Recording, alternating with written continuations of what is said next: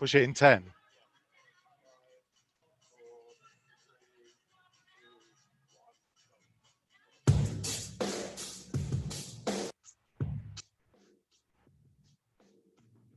Wolves TV Matchday Live, powered by Blythe Group. Into the area, back onto his left foot, Raul Jimenez! Raul Jimenez gives Wolves the lead! Traore! Another Traore! Oh my word! Neves brings it down on the body! Oh, you must be kidding me! Ruben Neves has just struck a sensational goal! Because it all is unbelievable! Martinho has whipped it into the far top corner. Can you believe this? Matchday Live on Wolves TV, powered by Blythe Group. Listen for free online at wolves.co.uk or on the move anywhere in the world via the Wolves app.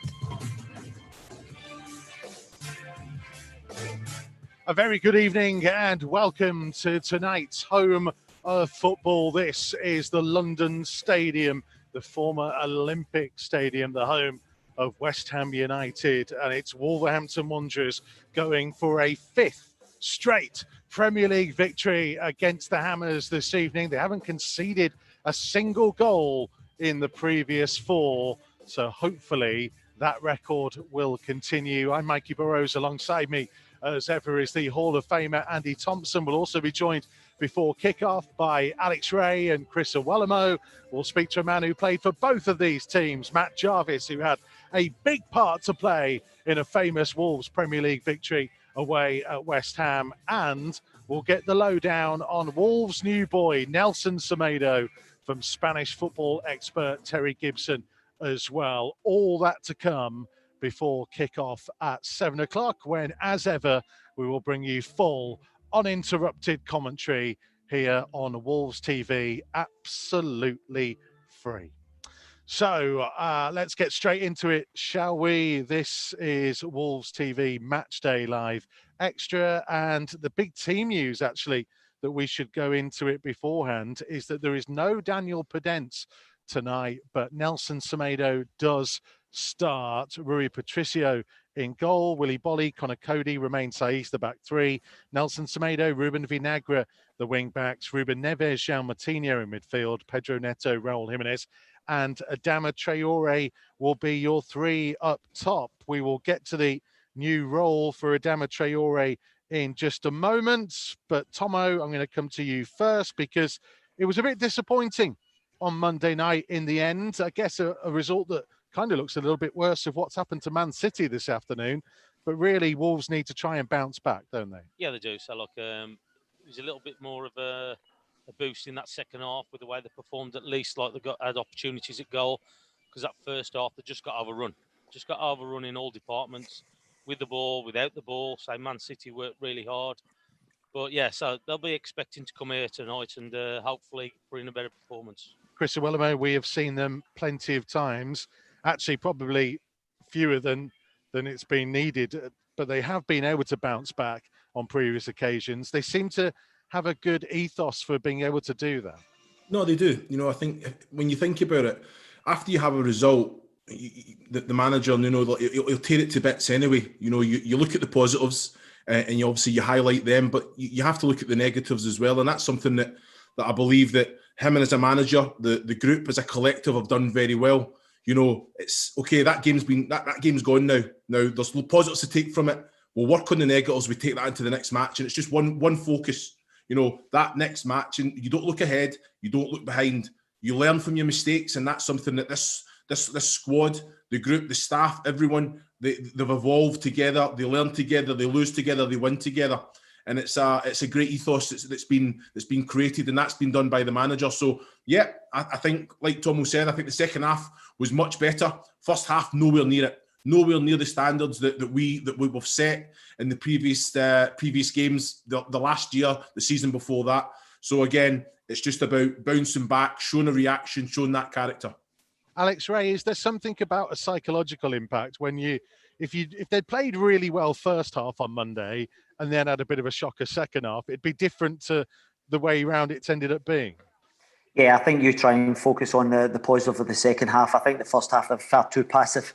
And I didn't think the balance was right either. I didn't like Traore at the right wing back. It didn't quite work for me. So I think when you get Semedo going in there today, there's a natural balance. So it's a shape that they're familiar with, the 3-4-3.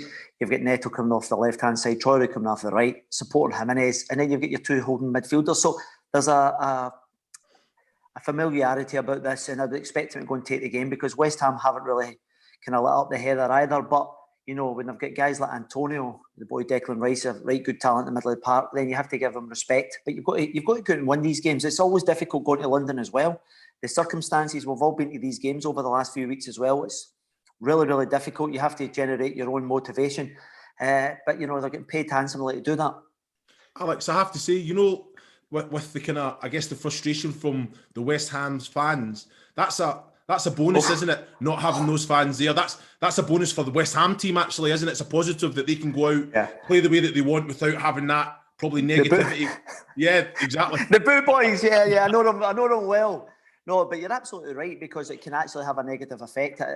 You know, if you're going about your business, there's a couple of hundred people at the stadium, Chris, as you know. Yeah. Then you know, you can get away with things for a lot longer period. But the one thing it does come over is the kind of the players are very vocal. You know, the staff, you can hear some of the shouts for the sidelines as well. And so from that aspect, you don't get any hiding place, because it's just like a manager shouting from the sidelines, shouting, you know, get your finger out. So I think they need to get a win as well. The pressure's on. I don't think David Moyes is at the stadium tonight either, because he's self-isolating. So this is an opportunity for Wolves to go and try and just go right into the top six, you know, and that would be a terrific start to the season. Because with the greatest respect, and I know Man City's having a tough afternoon today, they are a right good outfit. Yeah. We will come to some of West Ham and the COVID situation that's been affecting them in the last couple of days a little bit later on in the build-up. I want to talk about Nelson Semedo with you guys, though, because we kind of obviously talked a little bit about it on Monday, Tomo, though, of course, nothing was confirmed at the time, so we didn't know which way it was going to go. But what do you think he will bring to this team? Alex has already mentioned the ability to allow Traore to go and play in a different role, but Semedo himself has got a huge amount of pedigree. Yeah, he has. And I just think that it just brings that balance to the team as well. A natural right back. We saw the other night again, so like Traore's a little bit unsure about his positional sense when he's playing. And I just think if they've brought in somebody because they need somebody at that right back position who can actually play there, knows the position, knows where he needs to be on starting positions when the opposition have got the ball and when we got the ball as well. So it's going to be a big help for him, because like, I don't think he was too happy about playing that wing back role the other evening. I think that he wants to be more advanced, and that's where he's happiest in that position. So I just think that it just brings that little bit more balance to the team, and hopefully he can get up there and support Traore as well. The one thing, though, about Traore, and all three of you were down the line talking to me on that Europa League quarter-final, where Traore, for the first 15 minutes, Looms, was unplayable, really, and then kind of drifted out of it. And at times, it's not quite worked sometimes with him being up there with Jimenez. Well, yeah, I understand that. You know, you've got to think about Traore as a player. You know, he's very explosive, isn't he? So he's gonna come into matches and you're gonna have probably 5-10 minutes where he's unplayable, but then he has to then, you know, just kind of be compact, be organised, come in, sit in, and get that kind of recharge, if you like, you know, when you're in possession and when you're without the ball, and then you go again. It's impossible with the explosiveness that he's got that you're going to get that for 98 minutes. You know, so we have to be understanding there. I think, again, you think about how he links up with Jimenez. I've got to agree with Tomo. I think Semedo coming in just with that relationship all down the right side. Hopefully that relationship can grow very quickly. But like you say, there's not going to be a language barrier. So straight away there's a connection there. You know what it's like when you walk into a dressing room, you look for similarities, you look for equals, people that you can relate to, and hopefully that'll be a very, very quick transition. But talk about Traore on his day, with the service that he gets, you want him on the ball all the time. You know, he can go through players. And what he's really brought to his game is his end product. You know, he's brought goals to his game. The service that he's been putting into the box for Jimenez as well. How many times have we seen it? It was actually at this game after the restart where they linked up very well for the goal. So again, that's what we want to see. We know what he brings. We know the qualities. And yeah, we've seen already that he plays out of position for the team. As frustrating as that might be, because you know my views on that, Mikey. You know, I think, okay, you want to play, but when you go to the manager, you want to say, this is my position, I want to play in that position. But like I say, I don't know how Alex feels about that, but you know, all these players that can play in so many different positions, it can be a negative towards those players as well, because they're classed as a utility player. You understand? So one of the things for me, Chris, is if I always think about how I would play against Traore. Now, if you've got, as you say, he's actually unplayable at times. You know, he outmuscles someone once he busts away. So if I was playing against Traore as a supporting midfielder to try and help, I would naturally try and go over and double up and help my left-sided player to try and kind of contain him. But by doing that, then you free up the man you've got as well. So it might take 2 or 3 guys to contain Traore, but then you have other options, and then it spreads out. And then when you go and try and cover the guy you're actually supposed to be marking in the first place, he goes back to terrorise him. So it's a very kind of cat and mouse situation where you're actually trying to kind of help your teammates, but you know, ultimately you've got to do your own job. But you've got to remember as well, I actually think the progress in Traore in last season alone was absolutely astonishing. You look at him a couple of years ago compared to where he is now, the amount of assists he gave to Jimenez as well, and he has a right handful. He's still got plenty of development to do. Well, on that basis, though, Alex, I mean, he hasn't scored a league goal for 22 league games. So if we're talking about him developing, are we saying this year, especially now that Jota's gone, he needs to step up, not just create, but score himself? Yeah, but without doubt, because I think if you're a modern kind of an offensive player who plays in a 3, you have to actually pitch in. You look at Raheem Sterling, comes off the sides and he scores goals. So one of the aspects for me, Mikey, is when it's on the left-hand side and Neto's now coming into the box, or Vinagre's coming down that left-hand side, I'd like to see him naturally getting drawn into the box. And by doing that, he would get a lot more opportunities, because and what I'm trying to say is he has to have more of a hunger to want to be a goal scorer as well. You have to add that to your game. And I think that's the next step, because in terms of assists, in terms of getting you driven up the pitch, I think he's improving the aspects. But you're absolutely right in terms of adding goals to his game, because I think to go to that next level, he has to do that. We'll talk more about Adama Traore, but we want to focus on the man who'll be playing behind him. Wolves' new signing, Nelson Semedo. An awful lot of money has been spent to prize him away from Barcelona, no less. Wolves taking a first-team player from Barcelona. Wow, have things changed. Let's get the lowdown on him. We can speak to the Spanish football expert, Terry Gibson. Great to have you with us on Matchday Live Extra, Terry. We're just talking about Nelson Semedo. We need the lowdown. Have we spent that money well? No, he's going to stink the place out. No, of course. No. It's very good investment. A frustrating player at Barcelona, and actually felt for him during his period at the club, because I don't think any manager there, particularly Ernesto Valverde, and then we had Quique Setien, they never really made him their first choice right back. And I think they should have done. I think if you're a top-class winger and you get the option of playing against Nelson Semedo or Sergio Roberto, I think as a winger, you're picking Sergio Roberto. And more often than not, Sergio Roberto was the preferred choice. But I think Nelson Semedo has a lot to offer. I was disappointed that his weaknesses weren't improved at Barcelona, because you think that, you know, he's still a young player when he went there. And I don't think he was coached in the right way to play the Barcelona style. And when you had that on top of the fact that neither manager had an awful lot of faith in him, you know, it was a tough period for him. So I'm hoping he comes and plays for Wolves, and under Nuno, he will improve. Nuno will spot his weaknesses. They're not massive. They're nothing to worry about. But he's at 23 when he went to Barcelona. He should have been a player that was, you know, capable of improving. And I don't think he did, but I think he certainly can, playing at Wolves with a manager that believes in him and will take the time to coach him. Does it seem like he's almost better suited to wing back in the way Wolves play than maybe as an out-and-out fullback? Yeah, and I think when you look at the way Barcelona have played in the past, I think the problem with any right back that goes to Barcelona now is they're going to be compared to Dani Alves. And that seemed almost impossible to do, because, you know, he was the first of his kind. He was the winger. He was a winger at Sevilla that wasn't particularly good, to be honest.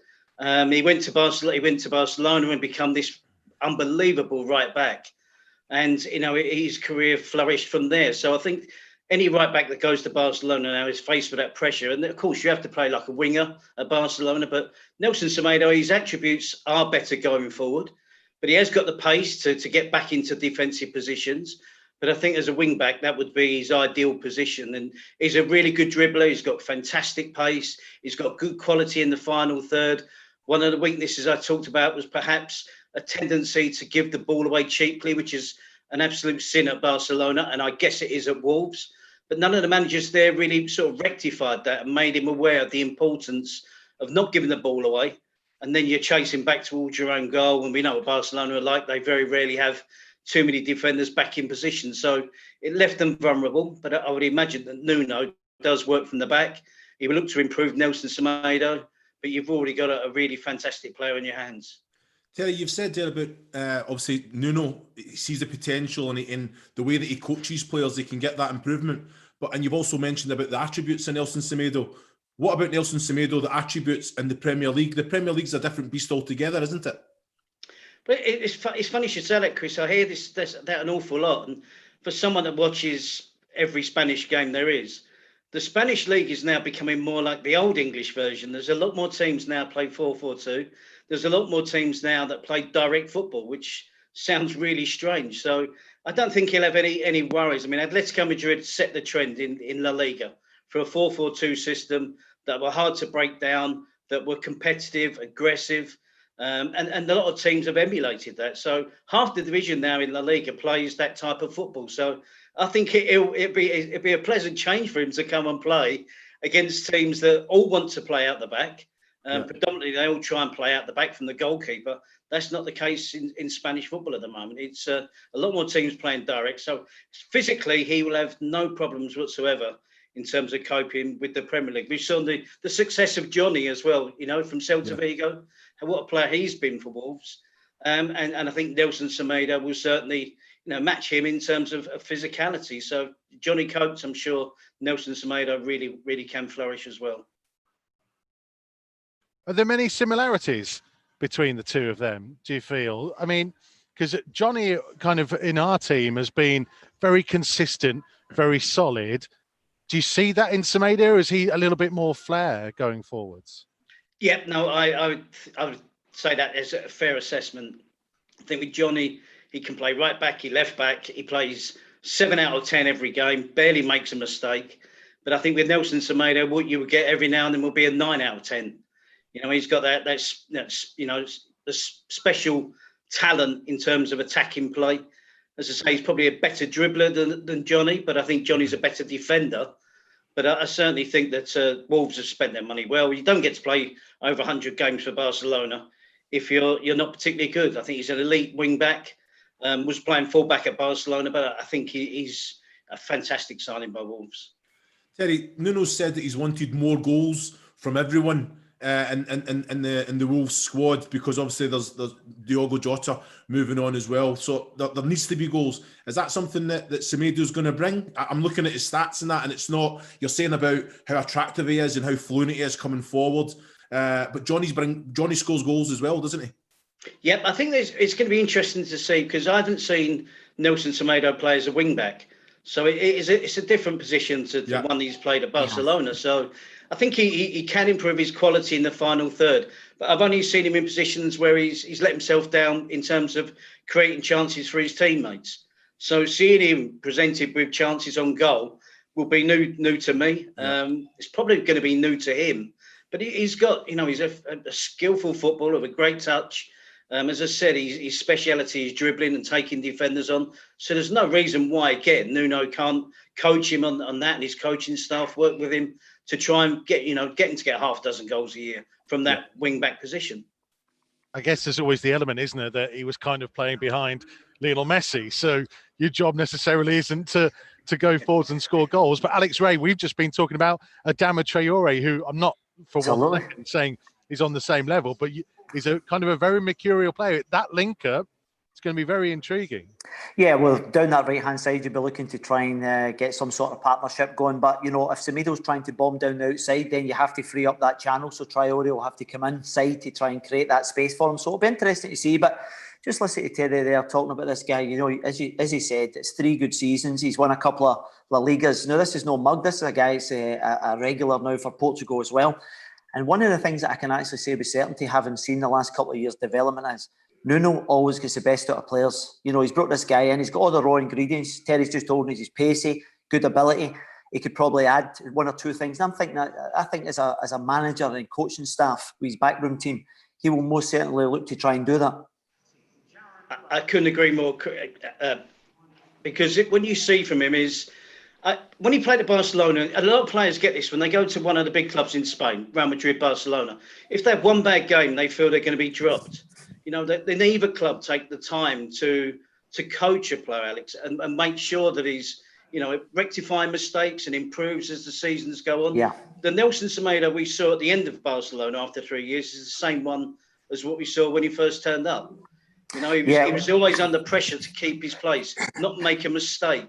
Never play poorly, knowing full well that if he makes a mistake or he played poorly, he's going to be dropped the next game. So I think that will help him to settle in at Wolves as well, that, you know, this manager will believe in him and will help him.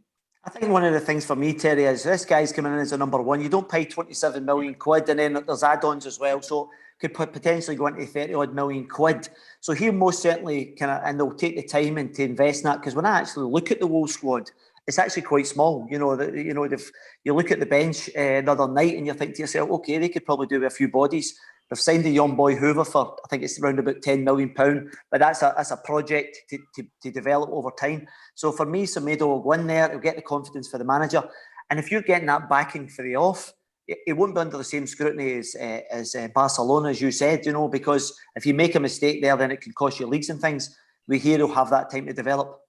Yeah, they have 14 pages a day, every day, about Barcelona and Real Madrid in the national press.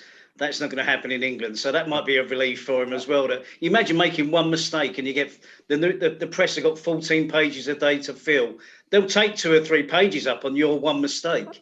Yeah. So it's a whole different world. And as I said, I just think that with the big clubs, the giant clubs like Barcelona and Real Madrid, if a player comes in and he's not exactly what they want, they in the past have had the money just to go out and buy another one. But I think they do need to take time to coach the players, make them better. And it's such a valuable attribute for any manager and coach to have, is the fact you can take a player, you know he's got weaknesses, no player's perfect, and you can help him with those and you can make him a better player and improve him. And Nuno has shown over the years he's done that with so many players, not only Wolves, at Valencia as well. We had a fantastic period there, and that's what he does. And I think he's got the basics with Nelson Semedo to become one of the best fullbacks stroke wing backs in the Premier League.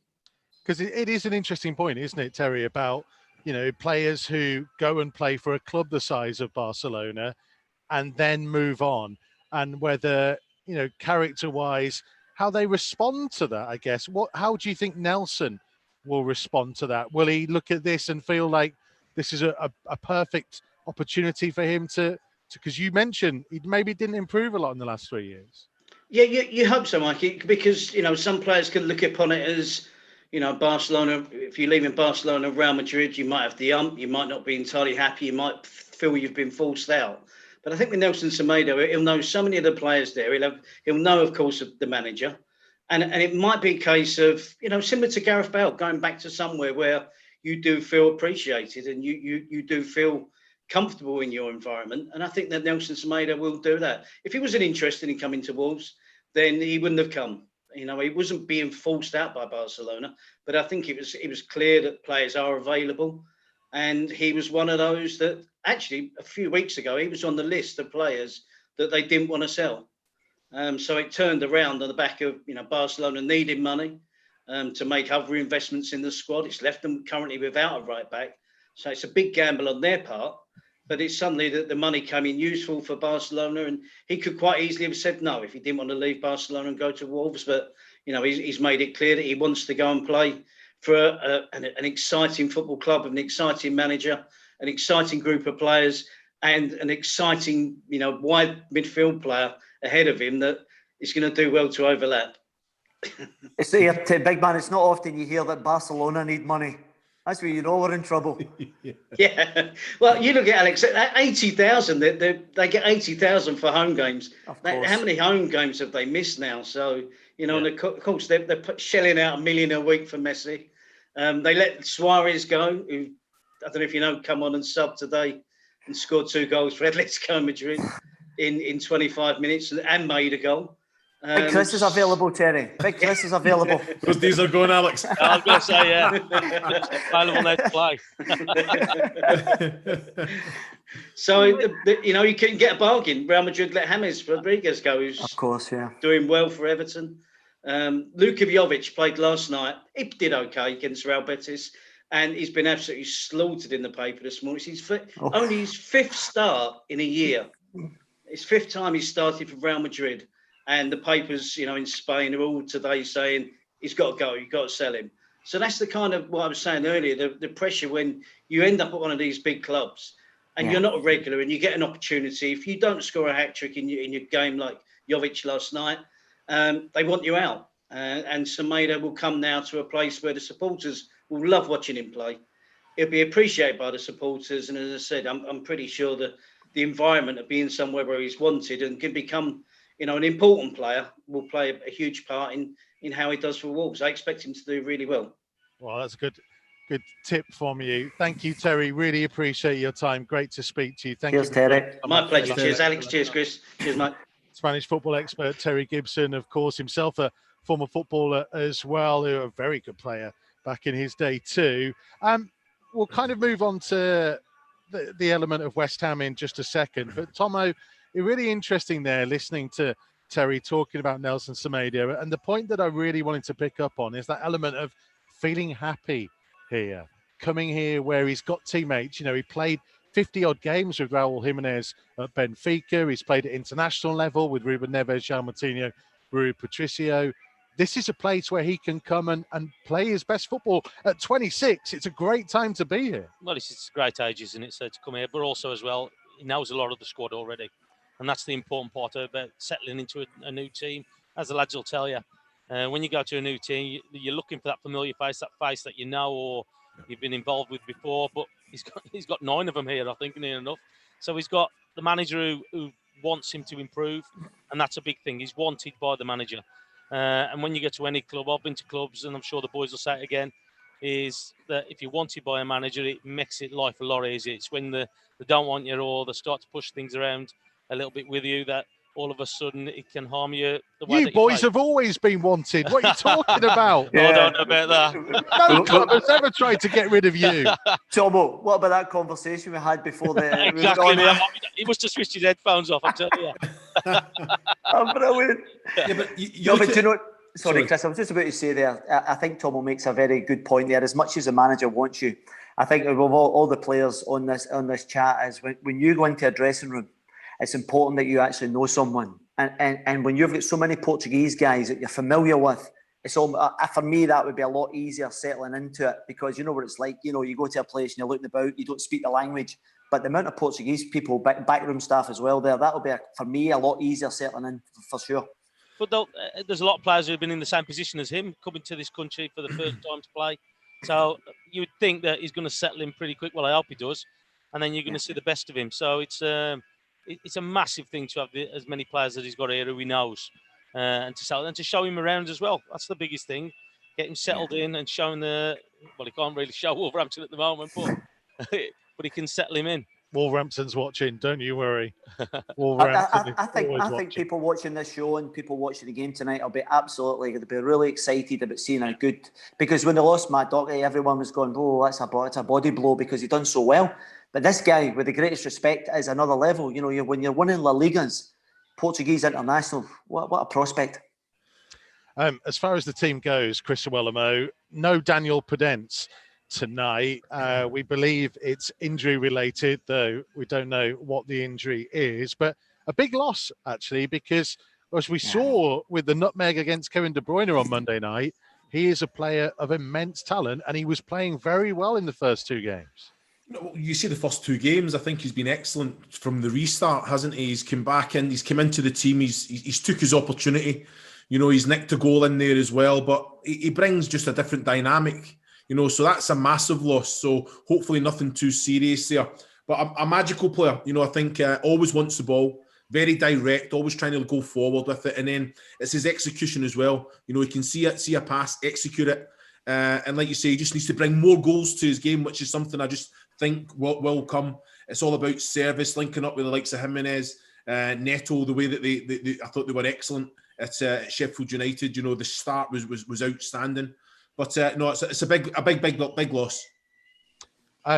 Ruben Vinagre, Tomo, in on that left-hand side. Marcel kind of predicted that he wouldn't be involved today after going off so early on Monday night. Vinagre is one of those players, isn't he, whereby he's been around at the club for an awful long time now. Kind of people are waiting for him to really get that opportunity, that run of games to say, I'm here, I'm ready, I'm no longer just Jonny's backer. Well, he's got an opportunity today, hasn't he, again, to prove what he needs to be in this team. So look, at the end of the day, he's got Jonny who's out injured, Marcel who's injured as well. So he's got a great opportunity to put his stamp on it. I thought last year you could see an improvement in him. It looked like he was maturing as a player. I just think that he's got to step up now. He's got to step on this. I know he's still a young boy, but he's got great opportunities to play in the Premier League and have a good run in the team as well. So it's down to him whether or not he can actually take it with both hands and go out there this evening and go on in other games to show what he can do, because there's no doubt about it. He's got talent, he's got blistering pace, and these are all the attributes that you're thinking that if he can just put it all together, he'd be a great player. It's his time now, isn't it, Looms? Yeah, it is. That's it. Like you say, when opportunity presents itself, like you say with the injuries, he's just got to be consistent. We see little bursts of what he's got. We just he needs to be reaching those levels on a more consistent basis, because when he's at it, when he's on it, the pace that he's got, the quality, delivery, and he gets himself into positions that he scores goals as well. So we just need to see it all more, rather than just those little bursts.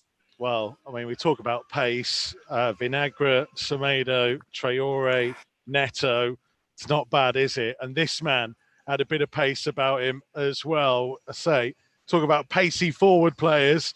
Matt Jarvis, this Wolves team flies at people, and they have really taken it forwards against West Ham in recent years. And 4 wins out of the last 4. I mean, I know you kind of got a foot in both camps, though technically secretly more Wolves than West Ham, but West Ham might be a bit fearful of Wolves tonight. They will, and they should be. Wolves are an attacking force to be reckoned with, I think, especially when you look at the shape now that they're going to go back to, and Traore a bit more further up the pitch. I think, Neto, Traore and Jimenez, I think there's not many players that are quicker and got more attacking prowess than them 3. So it's a really difficult task for West Ham, but obviously for Wolves, they're going to be really excited with the firepower that they've got going. West Ham have started the season poorly, though that's kind of not unusual for them, really. I mean, I think it's twice in the last 3 years that they lost the opening 3 games. This would be the 3rd and 4th. Yeah, it's not been a great start for them. I think that they don't seem like it's a happy camp at the moment. You've got players, obviously Mark Noble, the captain, tweeting about the sale of the young lad. You've also got the chairman coming out and saying about the transfers and the money, and then obviously the team's not been performing. So it's and obviously now the manager's not going to be there with COVID. So it's a difficult task for them, and especially with a Wolves side that's actually, played extremely well against Man City in the second half, and there's a lot of exciting stuff to move into this game. How much do we think not having David Moyes on the touchline will have an impact tonight? I think it is big to have your manager not there, to be on the sideline and be shouting on instructions, and obviously he hasn't been able to be there during the week at training. It is different. I think my time at Wolves, if Mick wasn't on the side and shouting and screaming, it's quite a big authority that's sort of been taken away. So I do believe it is going to be a miss. Yeah, he has got a very good relationship with the players, and that goes both ways, Jarvo, doesn't it? I think you're talking about the players and the unrest that's more towards the ownership than the management staff, isn't it? Yeah, it is. You can see that the players. You only have to look at the end of last season when they were really struggling, and they come back after the break, and it was a completely different team. The pace, the desire, the work ethic was there, and that was all from the manager. Yeah. And it's just, for them, it's disappointing just the way that they've started, because they haven't shown the same commitment. I don't feel like in the games that they did towards the end of last season. Yeah. Is there any? Oh, sorry. Go on. I was just going to say, how do you think the players would have took it with Noble coming out and saying something publicly? I think the players would have. Yeah, I think the players would have been the same. To be honest, there's been a lot of talk. There's been a lot of a lot of signings, but I think it must be the same with the rest of the squad, because they would have seen him in training. They would have seen he's been around the place for a long time. He's gone out on loan and done extremely well. And I think a lot of them were thinking that he's going to come back and freshen it up and look to be playing, and then to be sold is it's disappointing for them. Jarvo, is there any duels that you're looking forward to seeing this evening? I think Michael Antonio against the back three. I think he does everything, doesn't he? He's got pace. He holds the ball up. He's got that presence. I think he can get in behind. He scores goals. Any duels that you're looking forward to? Yeah, I mean, he obviously will be a real handful for Cody, and to be fair, for the back three, because like you said, he gives it absolutely everything. You can see by the end of the game, he's given it absolutely everything. So, but for me, it's going to be in the wide areas. I think with Traore and Neto, you've just got absolute firepower, pace, trickery, and to be able to cope with that with the fullback. That's why I think a lot of is West Ham have changed their shape. It was a big result, the first game of the restart. Jarvo, you were part of our team that day. Pedro Neto produced an absolute moment of magic. Are you betting on him to do the same again tonight? Yeah, I've been very impressed with him. When he first came here, you could see what potential he had. He's extremely quick. He's got a great technique. But I think, Nuno has worked with him a lot on the training pitch. You can see he's improved. And yeah, that game, he was sensational. And even speaking to him afterwards, you could tell that he was delighted to help his team out first and foremost, obviously, to get some more minutes and to be excited with what the future holds for him. Right, it's everybody's favourite time. Prediction time. Jarvo, you can go first. Okay. I think set in the fence. I genuinely think that Jimenez is just, you can't stop him scoring. So I think it's going to be either 2-1 or 3-1 to Wolves, unfortunately, for West Ham fans. Alex Rae. Yeah, I'm going for 2-0 Wolves for me tonight. Looms. 3-1 for me, Wolves. Tomo's nodding. Yeah, that's what I was going to go for. 3-1 Wolves. Okay. Mikey, what about yours? Mikey, yeah. Mikey, what are you going for, Mikey? He's always hiding. I will go for 2-0. That's Stop what it, I've done on every game so far. I was going to say, it's been brave. I will continue to go for that again. Matt Jarvis, thank you very much indeed. No doubt we'll see you on Matchday Live Extra as the season progresses. Thank you to Alex Rae and Chris Iwelumo. More from you pair to come at half time. Plenty more from Tomo, of course. We are minutes away from the teams coming out here at the London Stadium. Can Wolves keep this incredible record run going against West Ham? We will find out in just one moment. Do not go anywhere. Matchday Live on Wolves TV, powered by Blythe Group. Listen for free online at wolves.co.uk or on the move anywhere in the world via the Wolves app. Wolves TV, Matchday Live, powered by Blythe Group.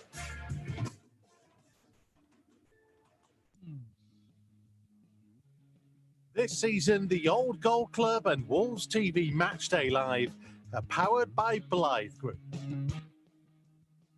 an industry-leading construction company and family-run business since 1982, driving investment and infrastructure across the UK. Blythe Group's mission is to provide an unrivaled service based on innovative, bespoke building solutions and comprehensive customer support. If you're a skilled tradesperson and you want to join the team that powers our team, contact their bases in Wolverhampton, Manchester or Maidenhead via theblythegroup.co.uk. Blythe Group, big enough to deliver, small enough to care. Wolves TV Matchday Live, powered by Blythe Group.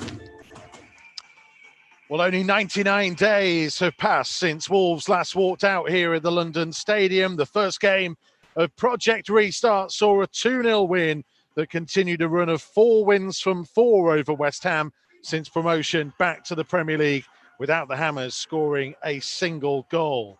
2 seasons ago, Adama Traore's first for the club condemned the London side to 4 straight defeats at the start of the campaign. Another Wolves win here would make it 3 defeats in a row this term, and also be the first back-to-back opening away wins of a top-flight campaign for Wolves since 1969.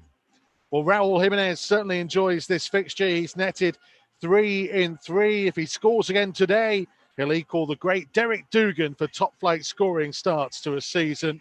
Whilst there's also a debut for the new signing, Nelson Semedo. Wolves go with Rui Patricio in goal, Willy Bolly, Connor Cody, and Romain Saiz, the back 3. Ruben Vinagre is in to start at left wing back with an injury picked up last Monday to Marçal. Nelson Semedo in at right wing back for his debut. Ruben Neves, João Moutinho in midfield.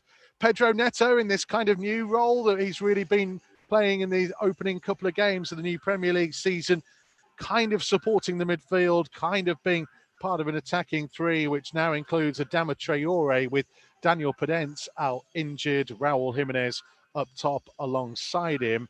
On the Wolves bench, by the way, there is a place for another new signing in Kiana Hoover, John Ruddy, Fabio Silva, Vitinha, Leander Dendoncker, Meriton Shabani comes in from the under-23s, and Maximilian Kilman. West Ham were expecting to go with 3 at the back tonight. Lucas Fabianski in goal, then Fabian Balbuena, Angelo Ogbonna and Aaron Cresswell their back 3. Ryan Fredericks and Arthur Masuaku as wing backs. Declan Rice, Thomas Souček in midfield. Jared Bowen, Pablo Fornals and Mikel Antonio up top.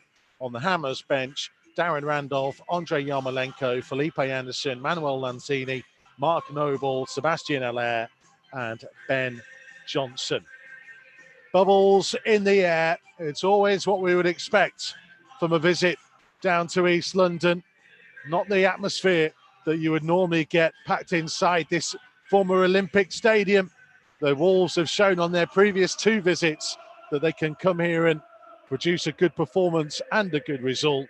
The challenge is on to continue their impressive run since promotion. Yeah, so I'm looking forward to it tonight. So like I say, it should be a good game. And it just shows what West Ham think of the Wolves by changing. It looks like they've changed the formation a little bit. They know what the threat, what they've got. But I say it is going to be an exciting game. It's going to be good to watch. And I think that the 3 up front are going to cause West Ham a problem tonight. Your boys were mentioning, Tomo, a little bit earlier, the crowd.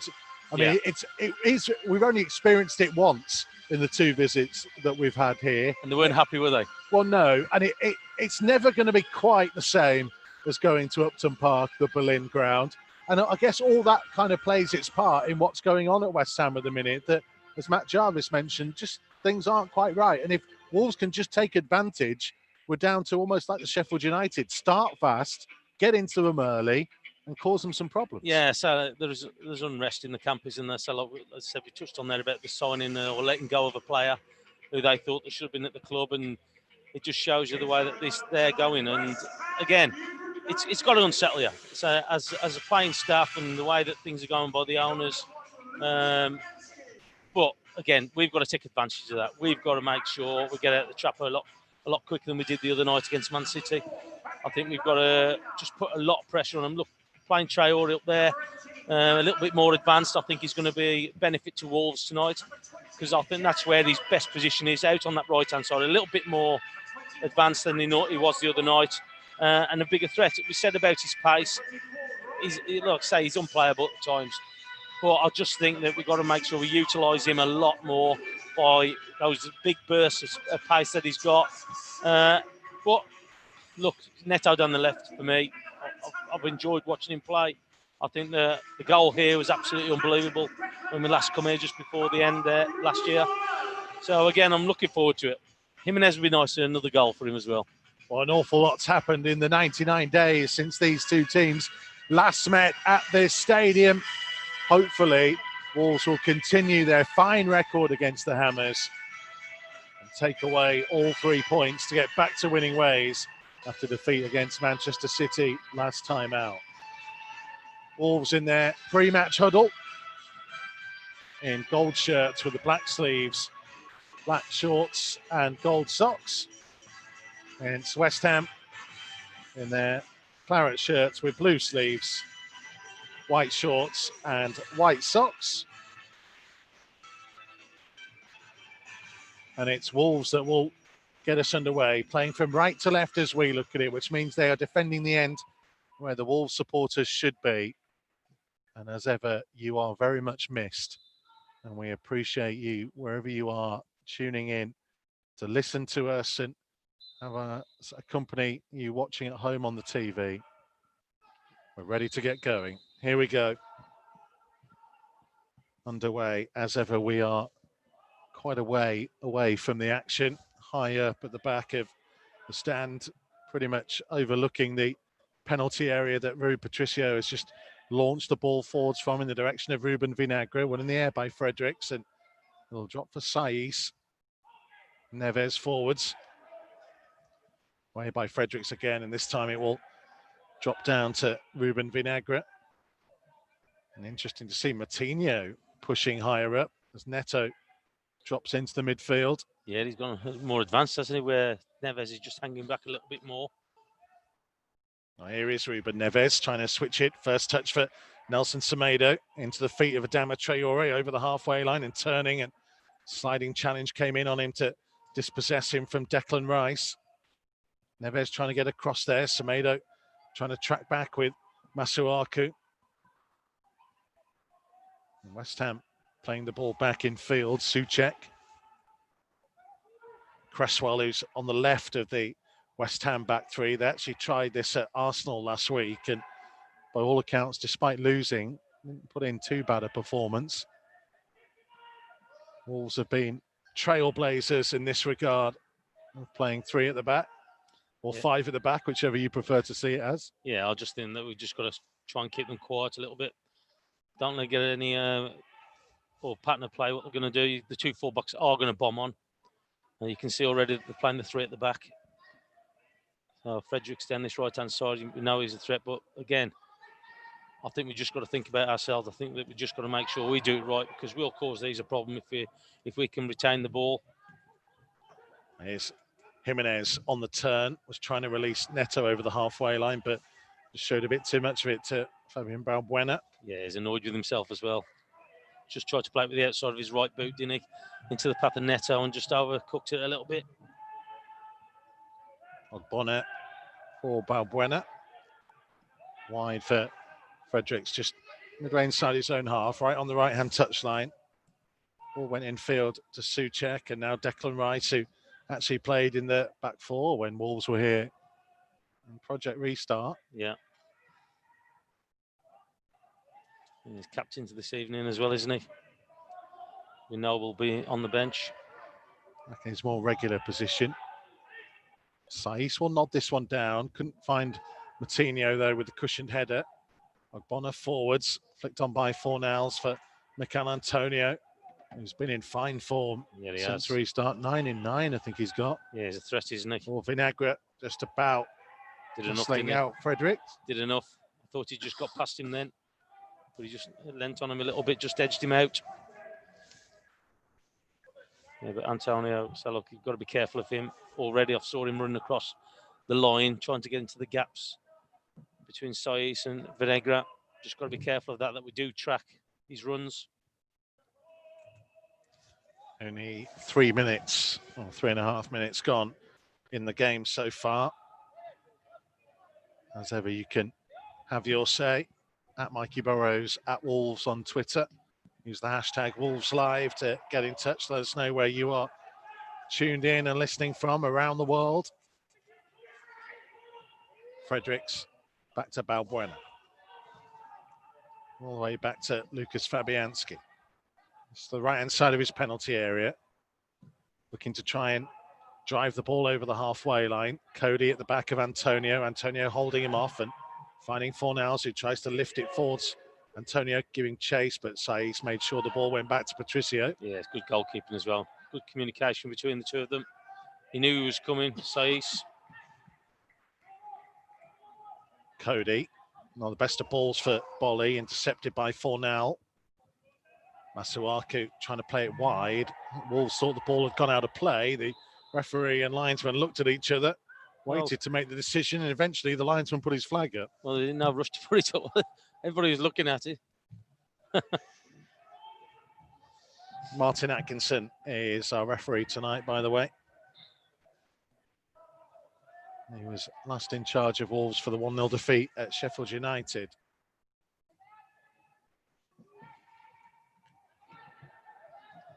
There's Neves to Neto. Neto driving forwards. Oh, and he tried to knock it past Balbuena. About 30 yards out, and had he achieved in doing so, he might have found himself clean through on goal there. Well, he did. He's just unfortunate because he tried to put it just through his legs. It just shows you the confidence that he's got again. One thing in his mind, as soon as he gets that ball, he's off. Again, at the defence of West Ham. Oh, just watching the... Vinagre fouling Bowen deep inside the West Ham half. Gives them a free kick and a chance to clear their lines. Yeah, bit of a dive there from him. I don't think he got that much contact with him, the way he dived. Well, it is a West Ham free kick, despite Tomo's protests. I'm not saying it wasn't a foul, but I'll just say a bit dramatic with the way that he actually went over. Saiz with the first clearance. Vinagre let it bounce on the left-hand touchline, hooked towards halfway. Jimenez challenged, but Balbuena won the ball. And it came off Saiz and out of play for a West Ham throw. 6 minutes played at the London Stadium on this Sunday evening. Tomo's got school in the morning. I have as well. Be up nice and early while you're tucked in bed, sleeping and snoring and everything else. Got the under-23s tomorrow. It'll be live on Wolves TV, available to watch for free from Agbra, the new home of the under-23s this season at Kidderminster. Bit closer for you, though, isn't it? Yeah, a little bit closer. There you go. Certainly closer than Telford.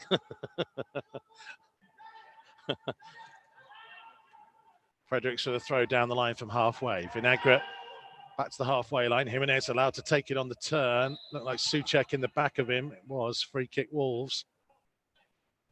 Hasn't really settled down yet, has it? So both teams not just really getting a lot of play. Just keeps breaking down. I think that Wolves just need to try and up the tempo a little bit with the passing and just see if we can retain that possession of the ball. Can we get out to our wingers? At the moment, we haven't really got them into the game yet. I know it's still early. Martinho taking the free kick short to Jimenez, got it back and plays it low across the centre circle for Bolly, just inside the West Ham half. 1-2 with Semedo. Just looking there as well, Traore just coming off the line there, coming inside. Cody trying to find Traore with a big diagonal. It was just intercepted by Cresswell, but at the expense of a Wolves throw. 7.5 minutes played, 0-0. Cresswell won't want Traore to have possession comfortably. He'll have to try and get close to him. Traore infield. Neves finding Martinho. Swept low for Saiz over the halfway line, trying to thread it into the path of Neto. Just too hard, that pass, and it goes through for a goal kick. Yeah, you could see what he was trying to do, just knock it into his path. So, but a little bit too strong with the pass and just wasn't able just to get any touch on it, Neto. Talk about Cresswell and Traore. You might remember Traore's winner here a couple of seasons ago where Cresswell just tried to hook him, decided there was no way he was going to keep up and just tried to take him out off the ball. Treading water. If you ever get to see the highlights of that game, Traore had set off. Bonatini still had the ball and Cresswell was trying to hook Traore down. Well, we've seen that many a time where players are hanging off him and then he's still running. Yeah, normally he's got the ball first. There's Antonio, intercepted by Vinagre. Neves back to Bolly, just outside the D, running the ball forwards and looking to Semedo. Oh, nice bit of footwork by Semedo. Lovely 1-2, and then infield and finding Matinho. Yeah, his great feet, wasn't it? Matinho high and wide, looking for Vinagre. Awkward header back by Fredericks. Balbuena back to Fredericks out wide, who turns and hooks it clear, only as far as Saiz. Down for Matinho. Neves for Semedo again. Out to Traore on the touchline, midway inside the West Ham half, trying to go on the outside of Masuaku towards the byline. Adama Traore just ran out of room, and I think that cross has gone behind for a goal kick. Yeah, it's unlucky, wasn't it? Probably just had that one too many two touches down there. But positive play again from him. Masuaku is no slouch either. No. He just goes past him, doesn't he? Quite easily. Traore's introduction from the bench was the game changer in the game here back in the summer. He has certainly produced. But that's what he's on done his in his two games, previous isn't he? visits. He can change games, can't he? So he just he had a good season last year, so he's got to continue doing that now. Keep improving. Cody won the ball on halfway, but unfairly, according to Martin Atkinson, a little shove in the back of Mikel Antonio. Well, I'm kind of like agreeing with Conor Cody and the rest of the Wolves players. There's two of the players pushing Conor Cody there. He's come through to head the ball, and all of a sudden the referee's blew for a free kick to West Ham. He wasn't too happy, Conor Cody. Big hello to Sue from Willenhall, who's hoping for a 2-0 win for the boys. As Fredericks down the right-hand side for West Ham. Closed down well by Neto. Ball went back in field to Rice and back to halfway to Balbuena. Ogbonna, a couple of yards short of the centre circle. To Cresswell. Further wide for Masuaku. Infield to Rice. Long diagonal, trying to get Bowen away was too hard. And out of play for a Wolves throw. 11 minutes played. David Roll listening as usual from work again, going for a Wolves 3-0 win. Robin, Calgary, Canada, watching from the couch with a new puppy. Tried to call it Cody, but the wife was having none of it. It's gone for a 1-0 win. Graham Palmer tuned into us as well. Jimenez can't keep it in on the left-hand touchline. Wolves trying to play their way out from the back and maybe overplaying a little bit. Yeah, it was quite tight there as well, wasn't it? There wasn't much space for him to do anything with it. You saw Jimenez come off the throw-in with Vinagre, chesting it down. He's familiar, volley it out to the other side. You could see him trying to do that, but I don't think he set it up correctly for him to do that. Antonio's touch will go out of play for a Wolves throw, deep inside their own half. So neither team have really done well in that top third, have they? Not really created that much. A lot of it's been in the middle of midfield. TV cameras focusing on Stuart Pearce, the coaching staff here these days, who appears to be on a connection, possibly to David Moyes watching from home. Bowen, tackled by Vinagre. Neves, that's a clever clearance by Neves, found Neto, who's able to race over the halfway line at pace. Trying to knock it on the outside of Balbuena and run on the inside, and he's done really well. Neto, and he gets to the byline. He'll win Wolves a corner, and that's excellent determination from Pedro Neto when it looked like the opportunity was going to get away from him. Made sure he got in front of his man and earned Wolves a set-piece opportunity. Oh, that's what I just love about him. So, look, he's so direct and positive with everything that he does. He's got the cheek and the audacity just to knock it around him and run around the other side of him. And it did rebound off the West Ham defender, but so he was able just to get something on it. He was just off balance at the last bit, though, wasn't he? And just couldn't get his cross in, but still got the corner. Good play. Matinho with the corner, right-footed from the left-hand side. West Ham have brought everybody back into the penalty area. Matinho will go short and receive the ball back again. Ball's gone further back inside towards halfway to Vinagre, to Cody. Tries to ping it back out wide. What a lovely ball for Neto. Couldn't quite get into control. Vinagre 1-2 with Matinho. I'm not quite sure what Wolves were trying to do from that set piece, but they didn't get the ball in the box anyway. No, we've had this discussion before, haven't we, where if you're sending people up, from the back, it's got to go in there for me. Neves, 2 Trying to feed one in behind. Frederick spotted the run of Vinagre, but Frederick's got there first and played the ball back to Fabianski. It's a bugbear for you, isn't it, that they don't just put it in the box sometimes? Look, I say, yeah. But say, look, how many times we've seen it that the ball just doesn't get delivered in there, or it gets closed down. We've sent the boys up from the back. Say it's got to go into there. I know they're trying to change the angle of the delivery, but I just think that if you're sending them up there, it's got to come in there. It must be frustrating for the lads at the back to go up there and it not coming at all. West Ham with their long straight ball that went all the way through to Rui Patricio. So we have played 14 minutes so far in the game. Not a great deal from either side in an attacking sense. Patricio's kick forwards. Traore with a good header down to Semedo. Infield to Matinho. To Jimenez. Tried to take on the turn. Strong challenge by Ogbonna. Jimenez picks himself up as Semedo looks to try and drive the ball forwards. Jimenez is still complaining to the referee. He didn't realise Wolves were on the attack here. Traore up against Masuako. Nice bit of footwork again. He's whipped across in. Nobody quite there. Balbuena's clearance to the edge of the box. Jimenez tried to challenge. Ball comes out as far as Matinho. Semedo pulling the ball back infield to Neves. Middle of the West Ham half. Trying to find feet of Neto. Back to Saiss and into his own half to Conor Cody. Yeah, Semedo looks comfortable on the ball, doesn't he? So he looks like he's got confidence in his own ability, which he should have, playing at a top team. Vinagre, all taken by Neves, back to Saiss on halfway. 10 in from the left-hand touchline. To Neves, who had to turn sharply with Antonio closing in and found Cody. Martinho's pulled out wide right, in towards Semedo, who tried to flick it. It's a strong challenge on him. Martin Atkinson was happy enough with it. Yeah, it's a surprise. The challenge come from behind as well. Don't really take that much usually to get a free kick out of it.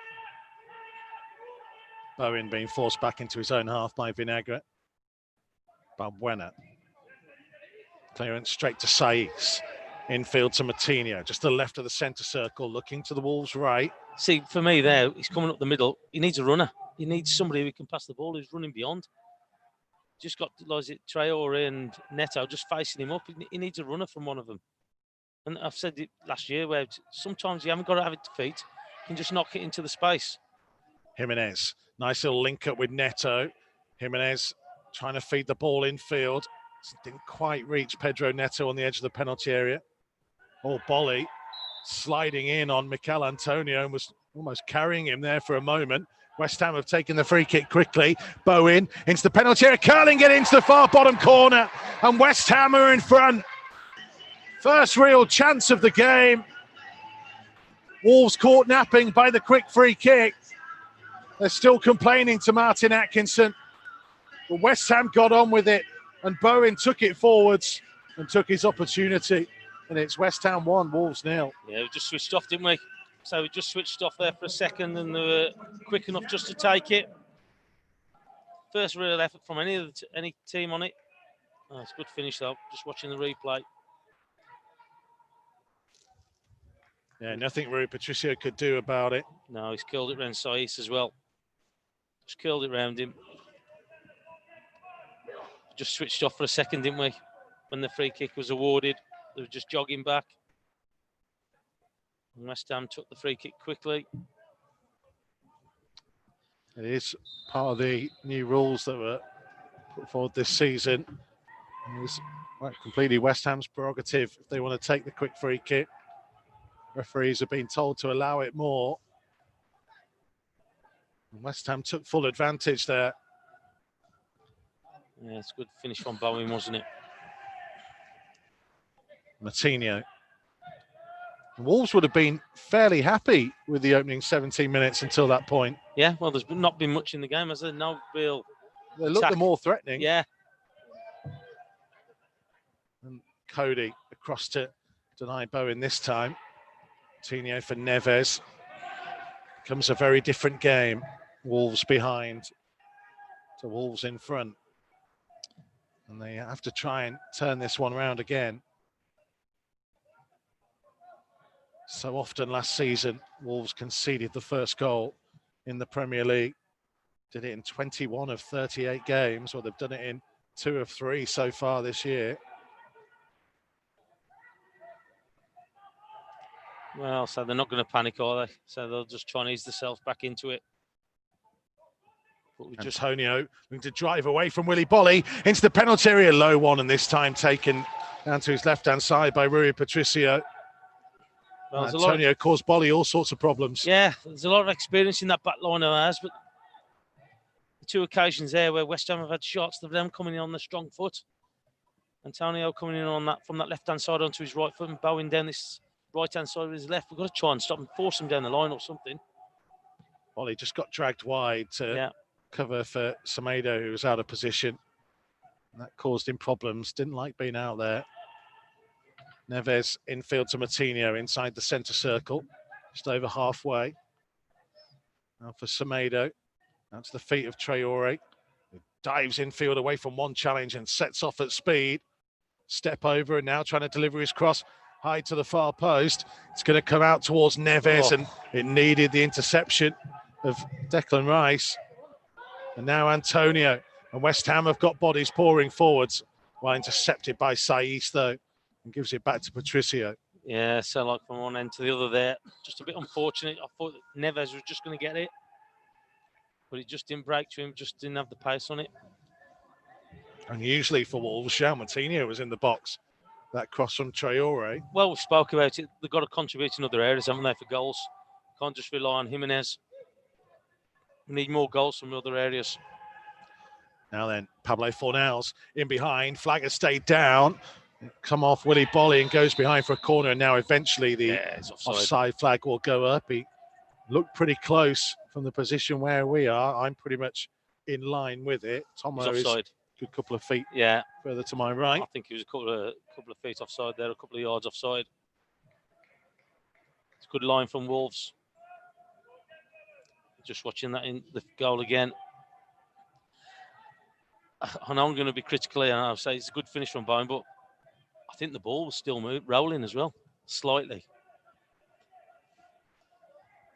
Sometimes they go for you, sometimes they don't. Well, it didn't go for Wolves, and they have to try and find a way back into this one. Look, I don't think it's going to phase them at all. I don't think it's going to be a problem, but I just think that we've got to start to try and get these forwards on the ball a little bit more higher up the pitch for me. Just watch Traore. He's had 2 or 3 runs now, but he's got 3 players around him, and Alex touched on it. If you've got 3 players around him, there's got to be spare players somewhere else.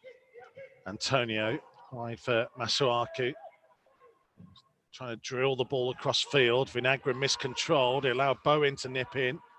Trying to play a 1-2 with Antonio. Moutinho out-muscles him. Moutinho trying to bring it forwards. Infield to Traore. Inside the centre circle, looking to knock it on the outside of Souček. Strong run this by Traore, and he now tries to feed it in for the run of Jimenez. Just too much on that pass.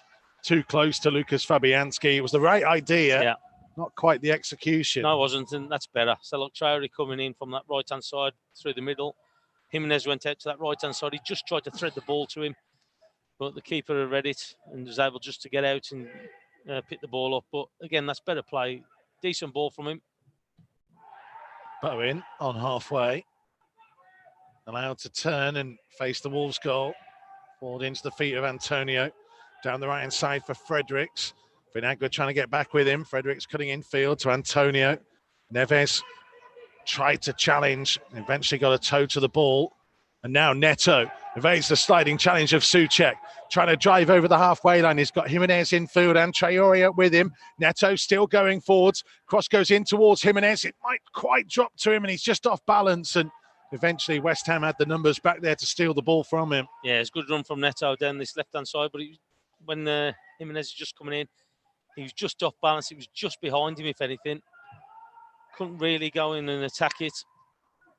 But again, it's starting to look a little bit better. They're starting to ask questions of West Ham.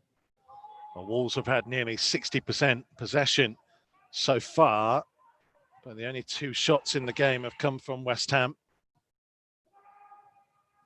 Wolves got themselves into good positions, but they haven't quite been able to deliver in the final third yet. Loose touch by Fredericks. Neves interception, though. Bowen got a touch to it. Antonio trying to spin away from Cody, and Neves got back there to help out. Yeah, well done. Just backing Connor Cody up there. Did really well, Neves. Martinho, edge of the centre circle. See, positions like this there, so like you're looking for runners in front of you. And I just think they were a little bit static at times. I think that we've got enough ability out there to pick that pass out with Martinho and Neves. Just have a gamble. Just have a gamble trying to get forward.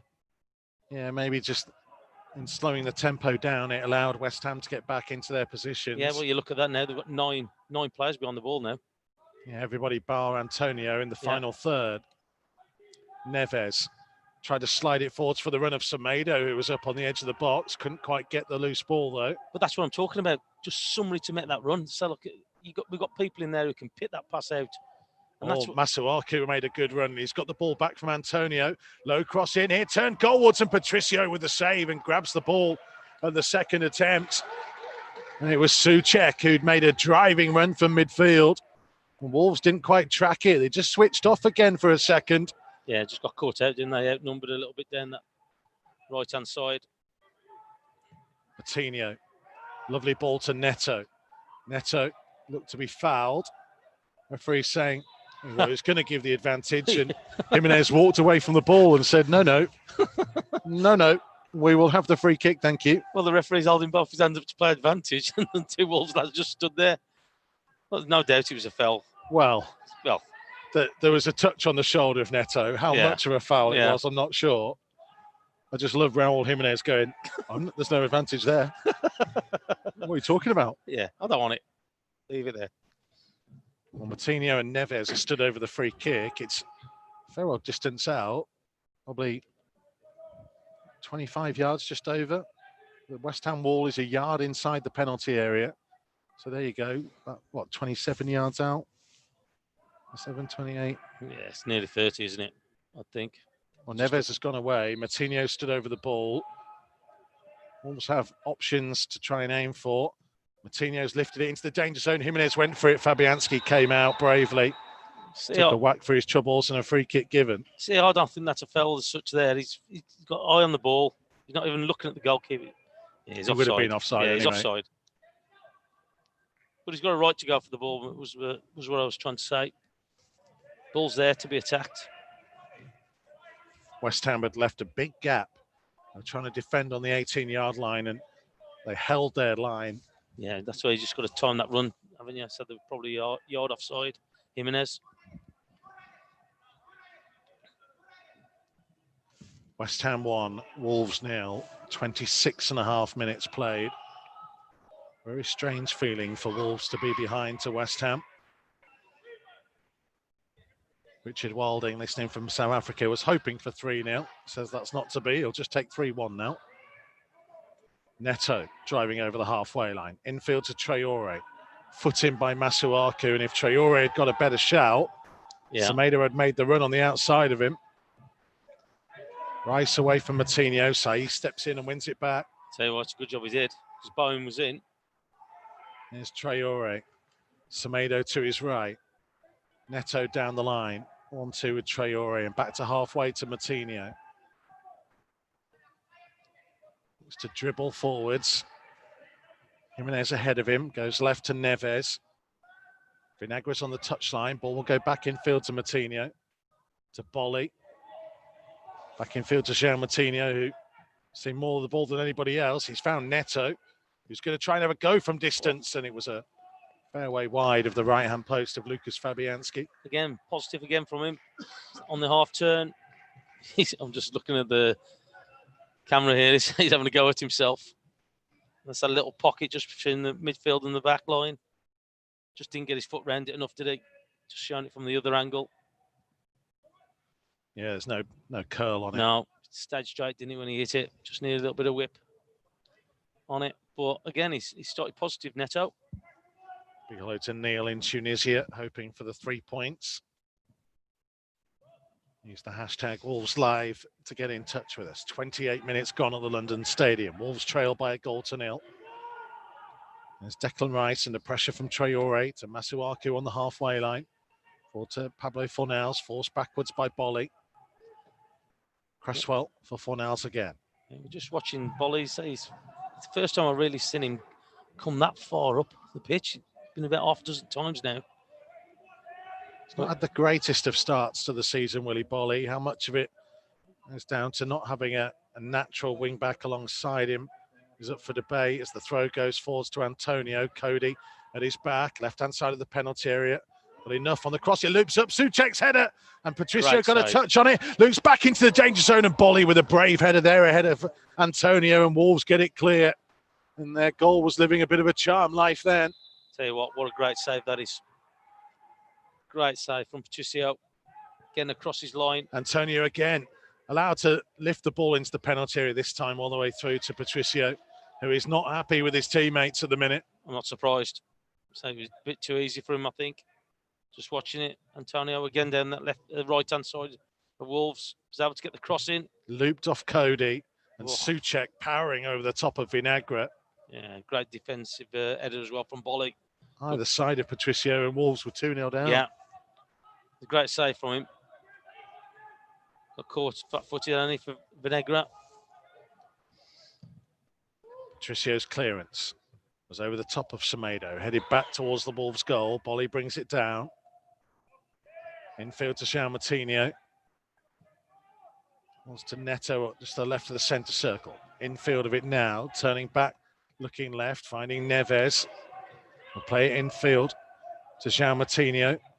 Swept to the feet of Adama Traore. Skipping away from Fornals. He's got Semedo wide if he needs him. Traore running up to the corner of the penalty area. Now a left-footed low cross in. Turned away by Ogbonna just before Neto could get there. Antonio has support from Bowen.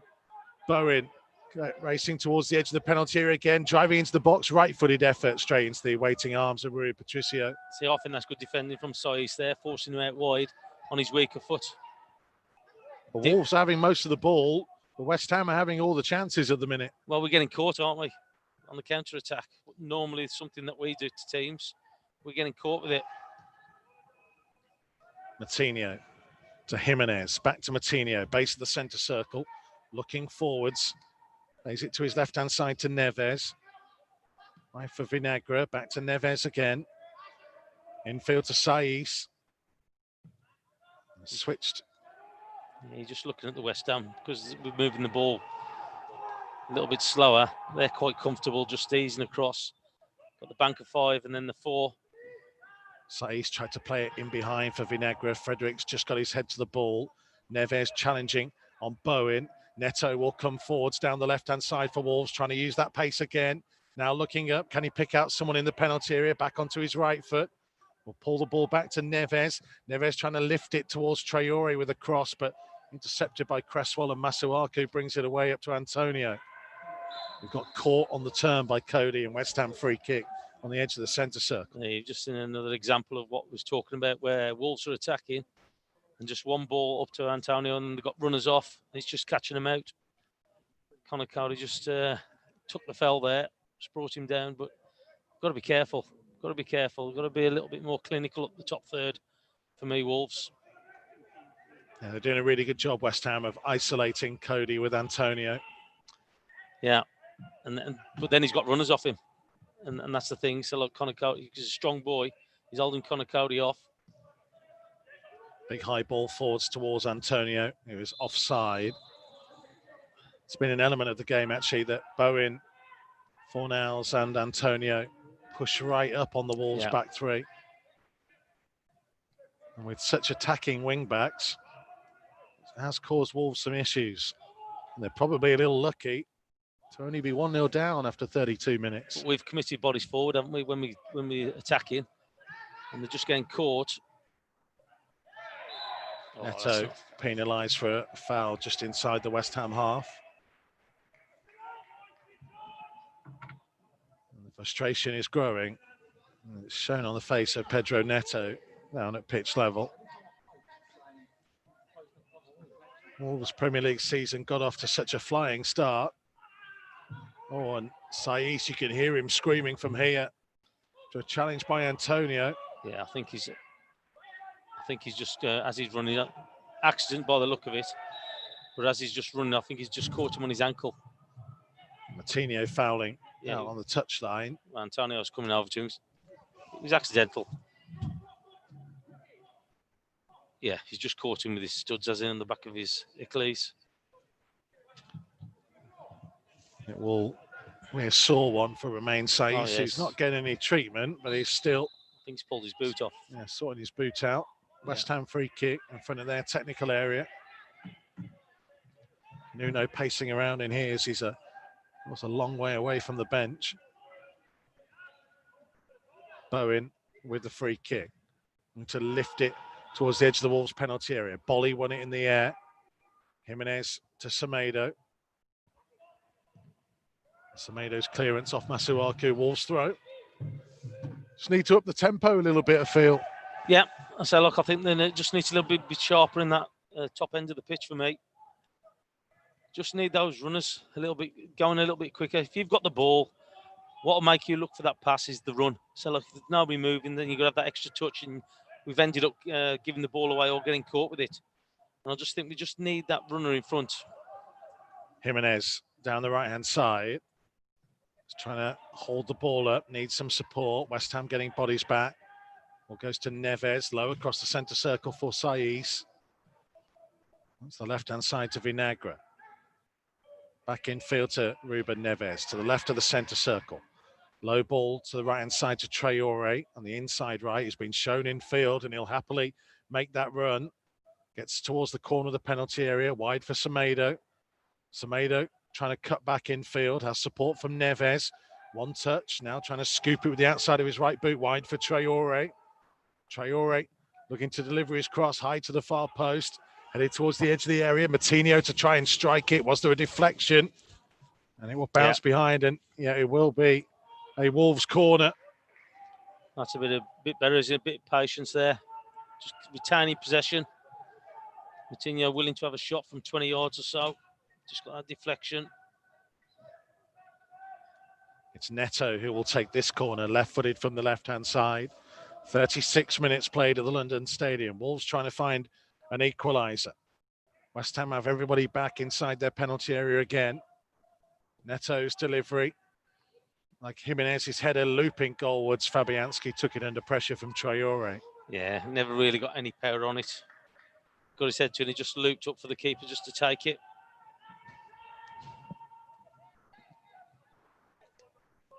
West Ham 1, Wolves 0. 36 minutes gone in the game. Still Wolves dominating possession. They haven't had a legitimate effort on target. That one from Jimenez may count on the stats in a moment or two. It just has, but they've had 4 shots, 1 on target, 1 off target, and 2 blocked. For all their efforts so far, for 60% possession. Yeah. All 4 of West Ham's efforts were on target. They might be getting close to another one here as Fredericks goes racing down the right-hand side away from Vinagre. Delivers his cross in. Oh, the header from Souček. Needed the block from Cody. Declan Rice to the loose ball. Taking it out to the right-hand side. Pulling it back to Balbuena. Left-footed ball from him. Cleared away by Semedo. Ogbona's ball forwards. Trying to play it out wide to the left-hand side to Masuaku. Good control. It's got Cresswell racing up on the overlap, and Semedo was isolated there. Low ball into Antonio. Antonio on his right foot shooting, and thankfully a long way wide, and it might have hit some of the bodies inside that penalty area. It will be a goal kick, and again, Wolves very risky. I'll tell you what, you don't want Antonio getting the ball in that penalty area like that with his back to the goal. So look, you've got to be careful with your challenge. He's got to move the ball quickly, as he tried to do there. Fortunate that he couldn't get it on target, but Souček's header, I think it's hit Connor Cody more than him blocking it. Well, he had to be in the right place. Yeah. Oh, yeah. It's good defending for him because he's in the right place. But again, they're going to have to be careful. Just getting caught a little bit, and they're getting the balls across the area there. I say they've had the vast majority of the ball as Matinho is caught late. Free kick Wolves in the middle of their own half. Neves' turn to take it quickly. Saïss over the halfway line for Vinagre. There's nobody in front of him though. No, this is ball goes in field to Neto. This is what's allowing West Ham to get back is because we can't go forward quickly with the ball, so we've got to play to the side, and all of a sudden then they're set up with that 5 and 4 in front of Wolves playing. And it's hard to break down because you can see that they're well organised, they know what they're doing. Traore away from a couple of challenges midway inside the West Ham half. Now looking to lift a ball high to Jimenez, away by Cresswell. Neves steps in and wins possession back. Semedo going to cross it early towards Neto's run, but Fabianski out to claim it on the edge of the 6-yard box. Yeah, I thought that was a good opportunity from there, wasn't it? Just to put a bit of quality in. Again, straight to the keeper's arms. Not able to get out. Ball up to Antonio. Clever flick from him. And again, West Ham have got players pouring forwards and options to the right. But Vinagre this time intercepts. Oh, and Connor Cody with a neat bit of trickery to get away from Fredericks. And now he's racing over halfway and he releases Neto down the left-hand side. Pedro Neto couldn't get away from Balbuena, and he'll win Wolves a throw in less than 10 yards from the corner flag. Yeah, it's a good play from Connor Cody, trying to insert a little bit of pace and pressure on West Ham. Furthest forward Connor Cody's been in years. years. Has anybody told him he's gone off the halfway line? Blimey. He did well, though. He did well. I think there was a nutmeg there as well, I think. Saiz. Well, short one for Neto, wide for Vinagre. Neto has gone down off the ball here. Martin Atkinson's waving play on. Neves to Jimenez, 30 yards from goal. It's got Semedo making the run. Semedo's low ball in the box and comfortably intercepted in the end by Souček. It's out of play for a West Ham throw, and there's no sign of any kind of VAR check on what happened with Neto there. He's just been told to get up and get on with it. We've got to try and get bodies in there, haven't we? So, I know we're playing the 3 up front, but if it's going down the right-hand side, we'd need somebody. I know Neto was on the floor in that instance, but we've got to try and get the other wide man into the box just to help out there. We need to get bodies in there. You just saw the pullback from Semedo. No player there. Traore was in there. But you just got to try and fill the areas like near post, middle and back post. Well, we will talk about the issues that are facing Wolves at half-time with Iwelumo and Alex Rae. The midfield, I think, might dominate that discussion. There's not quite protection for the back three, and they're not quite being able to cause West Ham enough problems, and maybe it's coming from Wolves just being a little bit too slow to move the ball in that central midfield area. I just think that we're just going a little bit too sideways too many times. Keep possession of the ball, as you said there, 60% possession. But they've got to start to try and hurt West Ham, because at the minute, so they've been comfortable. Cresswell to cross from deep. Oh, and it needed a touch from Vinagre as Antonio was coming around the back, and actually the officials have decided there wasn't one. I'd love to see this on the replay. Well, I thought Vinagre got a head on that. Just watching it again. Oh, it's come off Antonio as well. Touched by Vinagre off to the top of the head of Mikel Antonio. And he's not necessarily that comfortable defending the far post, Ruben Vinagre, but he did well there. Antonio has rolled Saiz though, and it's Antonio to strike it. Good save. The follow-up is missed. Goodness me, West Ham definitely should be 2-0 up. Rui Patricio to the rescue again. First to deny Antonio, and then Pablo Fornals with a follow-up. Open goal at his mercy. Slap bang, centre of the Wolves penalty area, and he put it over the top of the crossbar. Well, I'm hoping that's going to be an awakening for Wolves there. I'll tell you what, we should be 2-0 down looking at that. He did well initially, Patricio. Oh, no pressure on him either. Didn't he miss? He missed one here when we come here in the summer as well, didn't he? Fennells. He had a chance before we scored. Patricio's kick forwards. We have 2 minutes of the first 45 to go. There was a suspicion of the ball hitting Mikel Antonio's hand in the build-up to that one, so it would have been interesting whether VAR would have played a part had they scored. I know handball issues have been a hot topic in the last week. Hotter than it was when Wolves were denied the opportunity to go for a Champions League place when it happened to Matt Doherty at Burnley at the back end of last season, but there you go. Didn't see everybody crowing about it then. Here's Traore, wide for Vinagre. Vinagre trying to get to the byline here. Will stand his cross up high to the far post. It was too high for Jimenez. Semedo, right-hand side of the box. And he couldn't get away from Masuaku, who takes the ball away from him. And shows good footwork as well to get away from Neves. Fornals away from Bolin. It needed a sliding challenge from Moutinho to win the ball back for Wolves. Infield here to Neves. Slap bang in the centre of the West Ham half. Back to the right-hand side to João Moutinho. Out wide here for Neto. Neto, not really anywhere to go. Having to go backwards to Traore and to Bolly just inside the half. Yeah, he's just looking for space and gaps, really, but they've closed them all down. Neto, Jimenez let it run. Neves striking, good shot, good save. It was a good shot and a good save. And it's Wolves' best chance of the game so far. Well, it is, and I'll tell you what, it's nice to see Neves that high up the pitch. It's a great little dummy from Jimenez. Just didn't get enough curl on it and power, did he? Yeah, he'd be disappointed with that. Because I just said, it's nice to see him that advanced, getting up there to get something out of the game. Well, he's not scored a league goal since the home game with Aston Villa last season, Ruben Neves. Well, he had a great opportunity there, didn't he? Just on the edge of the box there, just opened up lovely for him. No pressure on it, he just tried to guide it in. 1 minute of time being added on. It's taken 45 minutes for Wolves to get an effort to try and challenge Lucas Fabianski. Bowen away from Vinagre into the corner flag, plays it off Vinagre for a throw.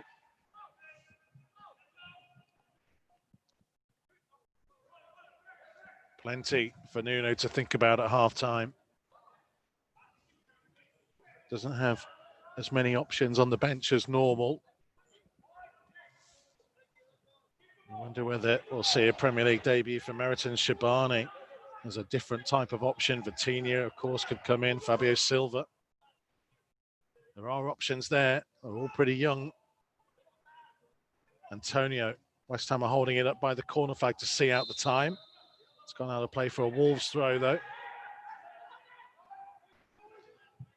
Well, let's just hope that Wolves come out and play better in the second half, what they normally do. So it's been an interesting half. It's been an interesting half from Wolves. When you say interesting, define that for me. It's been interesting because it's took them so long to get an actual opportunity to have their first effort at goal.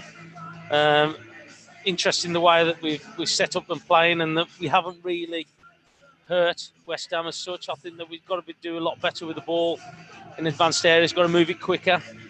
And I just think that West Ham have found it a little bit too easy to defend, and they've caught us on the break. So it's been an interesting game in the way that West Ham have played and set up as well.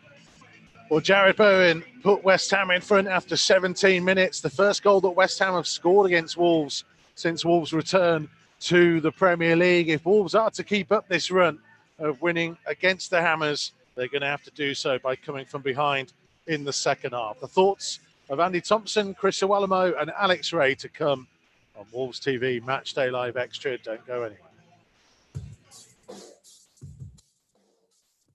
Matchday Live on Wolves TV, powered by Blythe Group. Listen for free online at wolves.co.uk or on the move anywhere in the world via the Wolves app. Wolves TV, Matchday Live, powered by Blythe Group.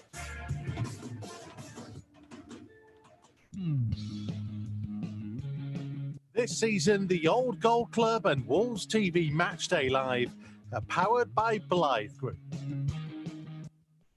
an industry-leading construction company and family-run business since 1982, driving investment and infrastructure across the UK.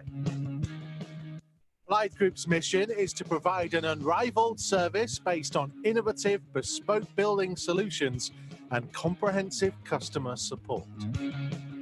If you're a skilled tradesperson and you want to join the team that powers our team, contact their bases in Wolverhampton, Manchester or Maidenhead via theblythegroup.co.uk. Blythe Group, big enough to deliver, small enough to care.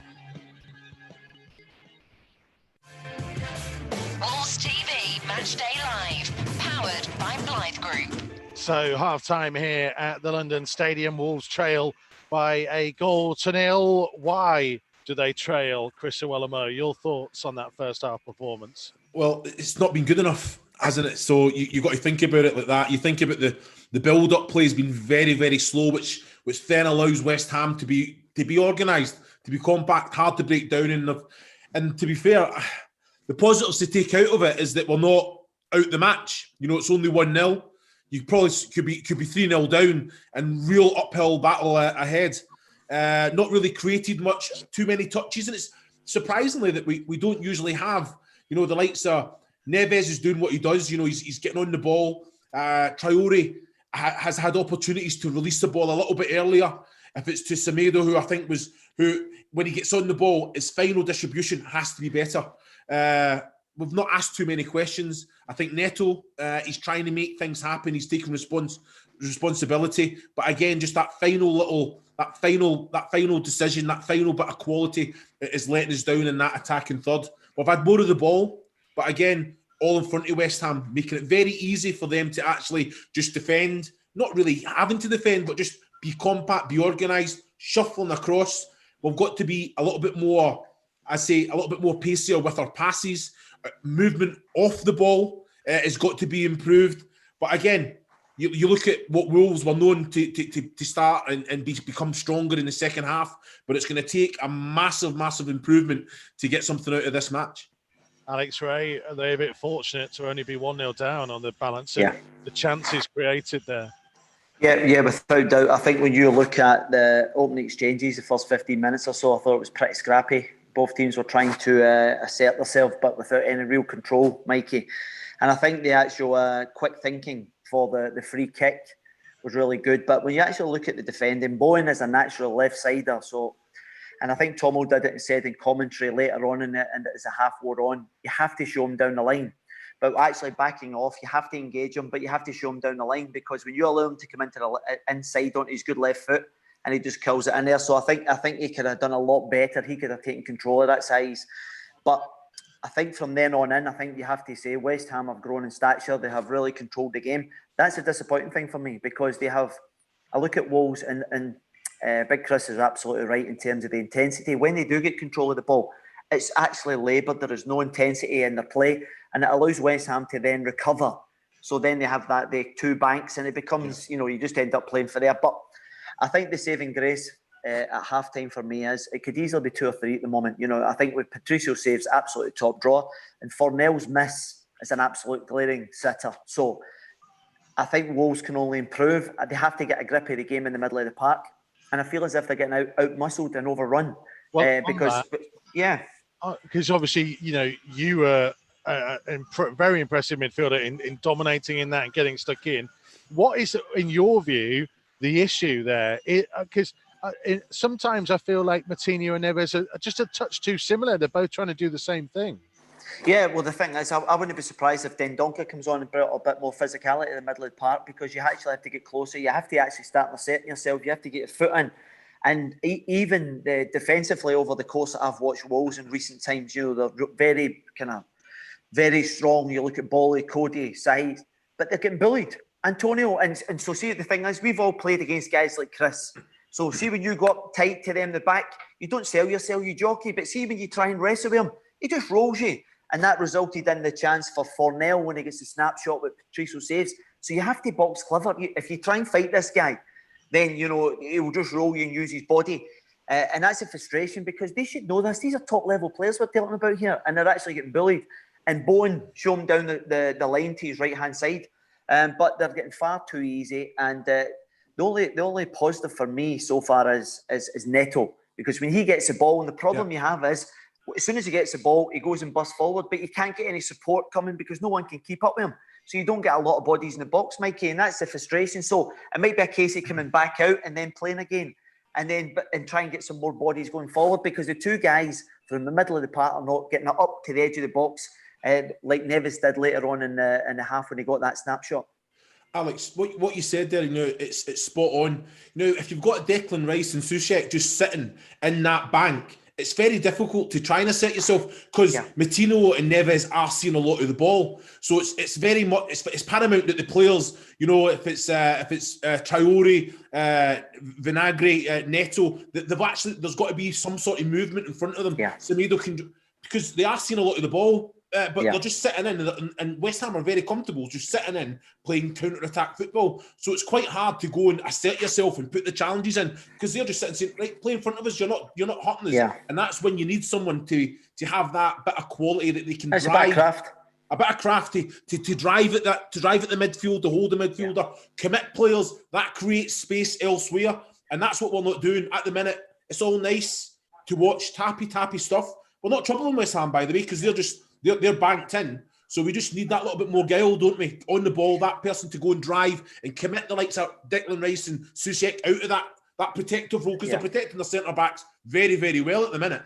I think, sorry, Mikey, I'm just about to say here, see, whenever I've watched Wolves when they actually do very well, they get their full-backs or their wing-backs more forward, and they're too deep at the moment. Now, when I'm watching that game, when Traore comes into that little pocket, and you think, lovely, and he goes and tries to do a bit of action because he's frustrated that he's not getting a lot of the ball. But see, if he just picked up his head and he could hit a ball to Semedo down that right-hand side, because it becomes all condensed in that middle, and that suits West Ham. So if you open up and just hit a nice little ball to Semedo, that would allow them to advance, which would allow Wolves to get up the pitch and get support, and allow the midfield and the two wing backs to get up in a more advanced role.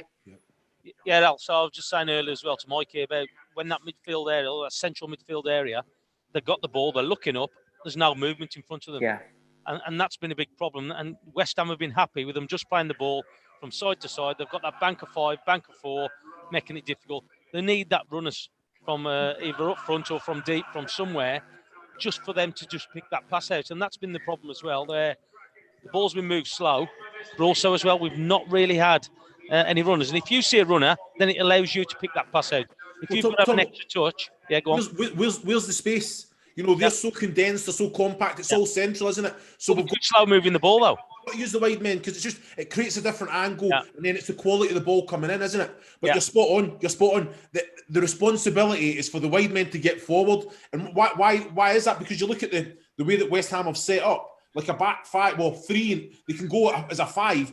Whereas but they're very compact. Yeah. So there's a lot of onus on the likes of Vinagre, on Semedo to actually be expansive for us, and Traore and Neto can come into those little pockets, and that hopefully creates the space in those ways. Yeah, we said as well about, the fullbacks have got to help out. Now, our fullbacks, we've been used to them bombing on, getting up there, helping out the wide man. We need them to get involved in the game. As you said, touched on there, they're playing a little bit too deep, so it's not moving West Ham around. Now, and again, I'm going backwards, so look, in time, I'm hoping Semedo's going to do the same. You look at when Doughty played, when he had Traore in front of him, he either come inside, pulled the fullback with him, which opened up the space to the wide man, or he stayed out there and Traore was able to get on the ball. That's what they've got to do. They've got to get up there, help Neto down this left-hand side, Vinagre. Semedo's got to go down that side and help Traore out, say either running inside or on the overlap. That's what they've got to do to try and move this West Ham defence. But one of the things that really strikes me, boys, is that at Sheffield United on that first game of the season, they played effectively with Martino just sat holding in the midfield, and then Dendoncker, Neto, Jimenez, Pedent, and Alex Rae, they all moved round. Rotated, yep. And so for some reason, Dendoncker went out against Manchester City, and you end up with Martino and Neves, and they're kind of playing alongside each other, so the pass is always going horizontal rather than forwards. Does that make sense? Yeah, as I said, Mikey, just as we went into this break here, I wouldn't be surprised if Dendoncker made an appearance, because he actually gives you that natural one, and he can also bust from the middle of the park to support the front guys. But as you rightly said, it actually gives you that balance when one goes, one stays, whereas at the moment, you've got Martino and Neves are just sitting there. Listen, they're brilliant players, but the problem that Wolves have at the moment, Mikey, is you now have to go and assert yourself and chase the game to try and get back into it. And unfortunately, because it's so similar, it's easy for the West Ham midfield. But as the boys are saying, we need to get the full-backs, the wing-backs further up and switch a play and get them stretched so that it allows people to get in pockets. And as Tomo says, if you can get runners down the side, it would help as well. Yeah, Semedo, you've seen some nice touches, and he's got a picture. And he's gave the ball to Traore a couple of times, and then he's bombed on and he's not received it. You know what I mean, Alex? So what's that understanding, Chris? Because they're still learning about each other. So if you're not going to get it and you're going to do that a couple of times, then you are going to properly just sit in and say, look, I'm going to give him it because he's comfortable enough to go and try and make something happen himself. But I guess in time, Semedo knows that that's expected. You know, if you're going to get it or not, you've got to bomb forward and actually give us the option to play that or not. Because you've seen some great little touches, little gives and goes, and he's away. And I'm sitting thinking, Traore's first time back into the pack, and he's away. But he takes a touch because we expect Traore to actually take responsibility and try and make something happen. But sometimes he doesn't have to. Just give it back. First touch, two-touch football, and let's see what this guy's all about. He's had a few crosses from deep, and that's a difficult one, a little bit too close to the keeper there, Fabianski. But again, there is quality there. He has got a picture, some nice touches as well. We just want to see him on the ball and, like you say, more advanced. There is one issue that I need to bring to your attention on the goal that Wolves conceded. Tomo mentioned this in commentary, and keep an eye on his face as I read this. From looking at the replays, we are of the opinion that the ball was moving. And VAR does not check restarts.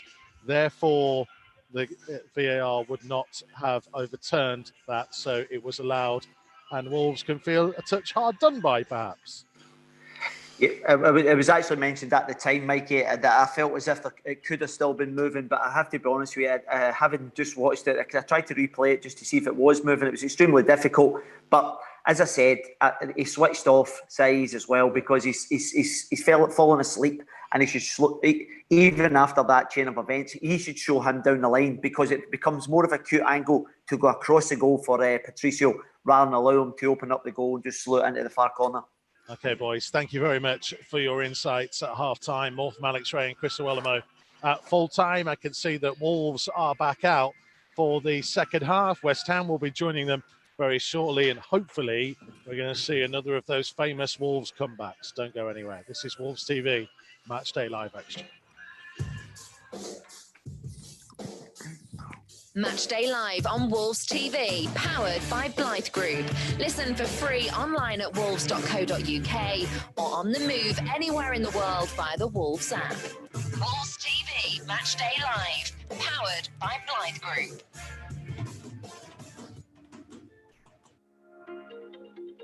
Wolves TV, the home of live uninterrupted radio commentary of every single Wolves game. Here it is! Oh, you beauty!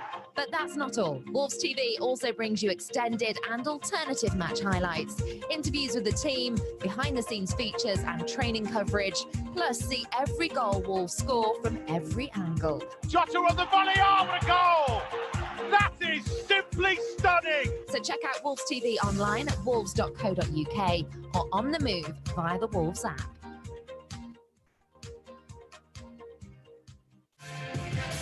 Wolves TV, Matchday Live, powered by Blight Group. Back underway for the second half here at the London Stadium. Wolves trailing by a 1-0. Hopefully, there is a big comeback on the way. No changes from either side at the break. Wolves have Patricio in goal, Bolly, Cody Saiz, Semedo and Vinagre the wing-backs, Neves, Moutinho, then Neto, Jimenez and Traore up top. Fabianski's in goal for West Ham, Balbuena, Ogbonna and Cresswell, their back three, Fredericks and Masuaku, the wing-backs, Rice and Souček in midfield, Fornals, Antonio and Bowen up top. Wolves attacking the end where the away support should be in the second half.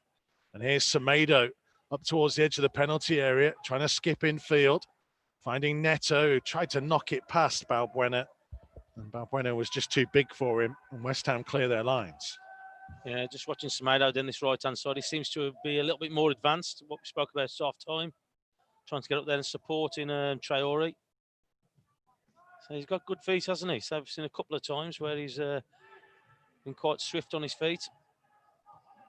Here is João Moutinho for Wolves, just to the left-hand side of the centre circle, low across to Bolly, to Semedo on the halfway line.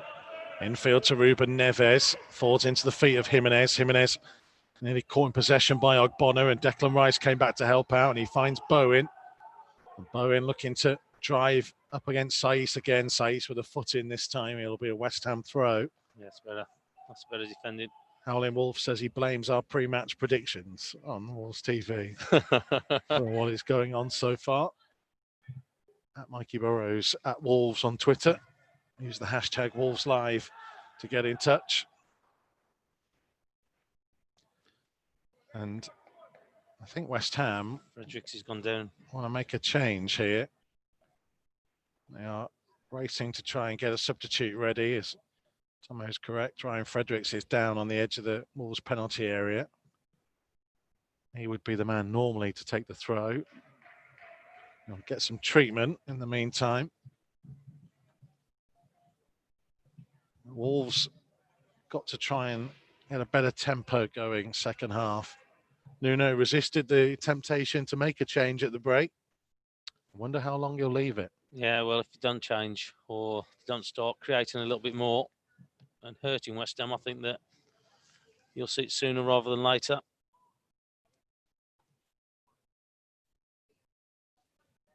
Still waiting for West Ham to decide what they're doing here. I think Fredericks... He's pulled up, isn't he? Yeah. Just pulled up. Looks like a bit of a hamstring issue. Yeah. As he's trying to overlap past Bowen, you saw him put his hand in the air and pull up. So Ben Johnson comes on.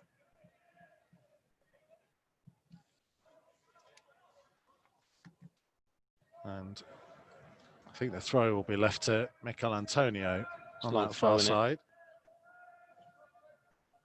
So officially, we have played just shy of 4 minutes at the start of the second half. Though time to be added on at the end as Antonio prepares to launch in a long throw into the penalty area, headed away by Ruben Neves, and West Ham have possession back again, cleared forwards. Semedo will let it go out of play for a Wolves throw, trying to get on with things quickly. Neves, midway inside his own half, having to go backwards to Cody, just outside the penalty area. Low to his left to Romain Saiss. Back in field to Cody. Cody looking to knock a long diagonal towards Traore, who flicked the ball on, but Jimenez was very deep there. There was just nobody really up alongside Traore. Well, I think if Conor Cody's looking to hit that ball and you see Traore going up, he's good in the air, Traore. Got to have a gamble. You've got to try and get up there. So you can see that he's going to win it, or he's going to have an opportunity to win it. Just have a gamble. So at the minute, they're thinking, oh, is he going to win it or not? We'll just stay where we are. And that's where you get goals from. And look, he scored loads of goals, Jimenez, but I just think that him and Neto have got to get more advanced. Just get up there. Have a gamble to get beyond their defenders. Feels like one of those evenings where Raul Jimenez gets through an awful lot of work, but sometimes you just don't want him to. No. Just stay forwards. It's almost like he's played 10, 15 yards too deep for a large part of the game. But also as well, he's had no space to go into, is he? Because the way that West Ham are playing, he's got nowhere to go. And that's why they've got to try and just... now Antonio looking to run at Cody, and Cody dived into the challenge and fouled Mikel Antonio. And there may well be a card coming. There is for Conor Cody. Yeah, I'm not surprised. Not surprised. Just knocked it past him, didn't he, Antonio? Yeah, just watching the replay again. He went for it, didn't get it. Antonio knew the challenge was coming. Yeah. And Conor Cody finds his way into the referee's notebook. He's been a handful, hasn't he, Antonio? Yeah, he's certainly going through a purple patch of his career. Well, I'm just going to say, you can see that he's playing with confidence. Knew what he was doing. Yeah. Knew he didn't really have the support either. That's why I was a bit surprised to see Cody make the challenge that he did. But he's led the line well for West Ham, hasn't he? Cresswell with the free kick, whipped into the danger zone, and a free header for Ogbonna that goes over the top of the crossbar, a long way over the top. Yeah, it's a good ball in from Cresswell. Ogbonna just got underneath it, didn't he? Couldn't direct it, fortunately. Yeah, so it's more or less just hit him and gone over, hasn't it?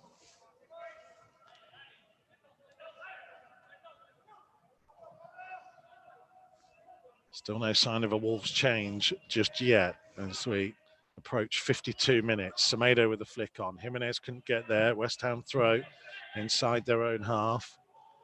Nick is tuned in with his long-suffering other half, Fiona, in Chiswick. Apparently she says, for God's sake, score Wolves or he'll be a pain in the bottom for a couple of days. I cleaned that up a little bit. I think we all will be. It's all come for the week. Neves beaten to it by Masuaku, who puts it through the legs of Moutinho and somehow able to keep going. Cody steps in, wins it back. Neves to Traore, just over the halfway line on the Wolves' right. Traore couldn't get away from Declan Rice. And then puts the pressure on Johnson. See, I don't know if that was a foul. Challenge went in on Mikel Antonio. Adama Traore's frustration is there to see. I think he's staying shoulder barge. And I'm just watching it. Well, I think Traore is saying, if that was a foul, what about Declan Rice on me a minute ago? Yeah. I don't think there was much in that. He's lent on him a little bit, hasn't he? Traore showed his strength. Cresswell's long ball forwards. It's headed forwards on by Souček, away by Vinagre. Johnson challenging with Neto, but Neto coming away with the ball and maybe an opportunity to try and break forwards here. Racing up towards the edge of the penalty area comes Pedro Neto, still going, and he just didn't quite look up in time to see Ogbonna closing in. The West Ham man got the clearance to halfway. Vinagre. I was just like Neto just on the outside of him there. On his favoured left foot. He's one-on-one. He's driving into the penalty area. As soon as he comes in, he runs into bodies, doesn't he? I would have just liked him just to go on that outside, just knock it past him. He'd probably have had a chance of having a shot as well. Jimenez ball behind Semedo, out of play for a West Ham throw. It is pretty chilly in the London Stadium tonight. If anyone could see our producer Jonny, sat a couple of seats away from us, wrapped up like it's winter. Hey, you got to mention it on yesterday morning on Soccer AM. Got to mention. Did he? He did. He's gone big time, hasn't he? Well, that was the quote. You got to speak to us now more. He's gone big time, Jonny has. That's what I think he said. Here comes Johnson down the right-hand side. Intercepted by Vinagre. You can take the mickey out of him, I can't. It was the Pedence nutmegs. He got the T-shirt, didn't he? On De Bruyne. Here's João Moutinho. Keeps us on the air, does Jonny? Does all the hard work. He does a good job. Tomo rocks in about 5 minutes before we start. There's Traore. Attempted cross blocked off by Masuaku. It's a Wolves ball.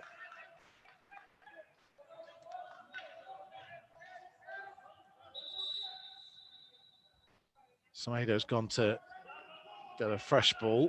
Yeah, the referee's just telling him further up the pitch. He's more by the corner flag than... You can hear him from here. Keep going. He's got Traore and Neves as options short. It goes to Traore. Back to Semedo. He's shown a good bit of footwork there and managed to keep the ball in right on the touchline. Neves infield to Moutinho. Back to Saiz on the edge of the centre circle. Wide left to Vinagre. Neto had set off on a run. Vinagre looking infield to Moutinho. Moutinho will lift it wide left to Neto. Infield to Vinagre. Flick back infield to João Moutinho. Moutinho thought about a shot and then spreads it wide for Semedo. Further wide to the right-hand side to Traore. Traore trying to lift his cross into the danger zone. Neto was closing in. Moutinho on the volley. A long way over the top of the crossbar. Well, more positive, isn't it? Traore just gets his cross, just picks it out a little bit more. And we know Moutinho scored some great goals, or the two great goals that he has scored. So you thought he was going to set himself up for another one there. Just didn't get over it, did he? Just unfortunately, it just went over. But at least that's positive. It's a 104th Wolves appearance tonight, João Moutinho.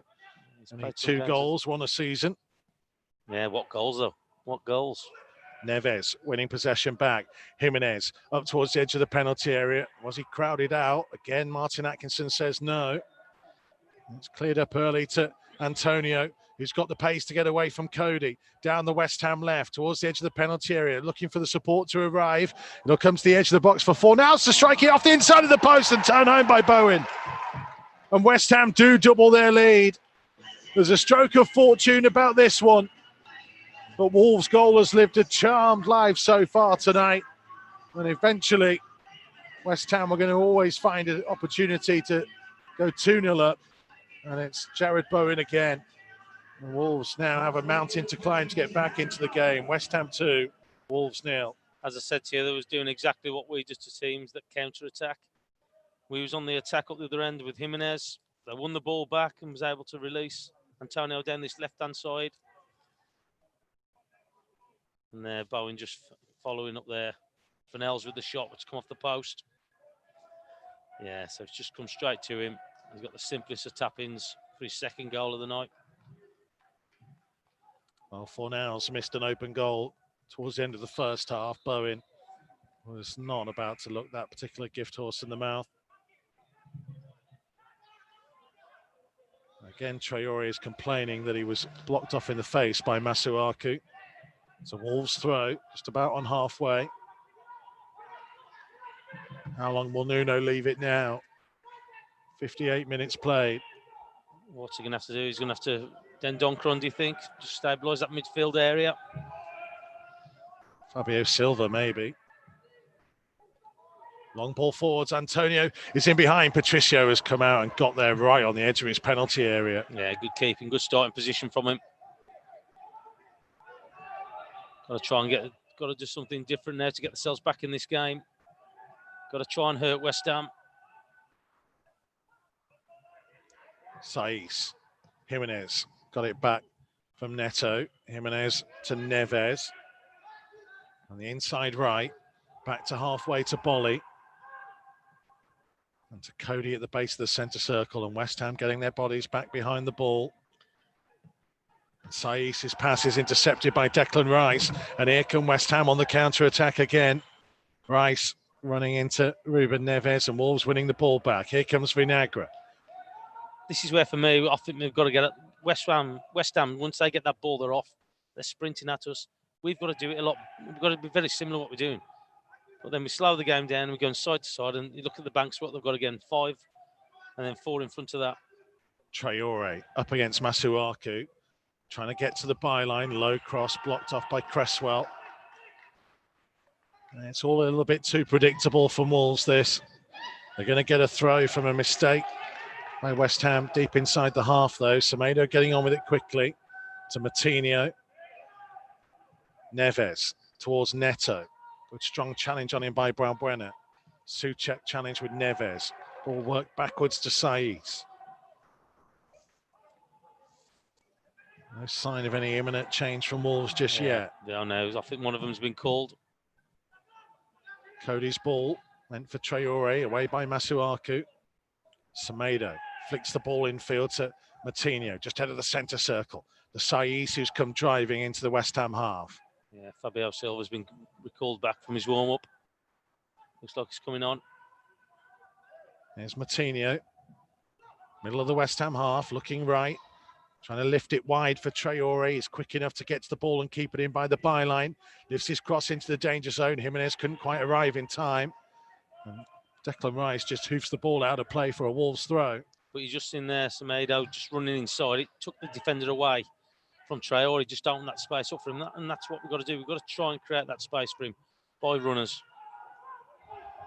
There's Bolly on the halfway line to Jimenez. Now for Semedo, infield to Matinho.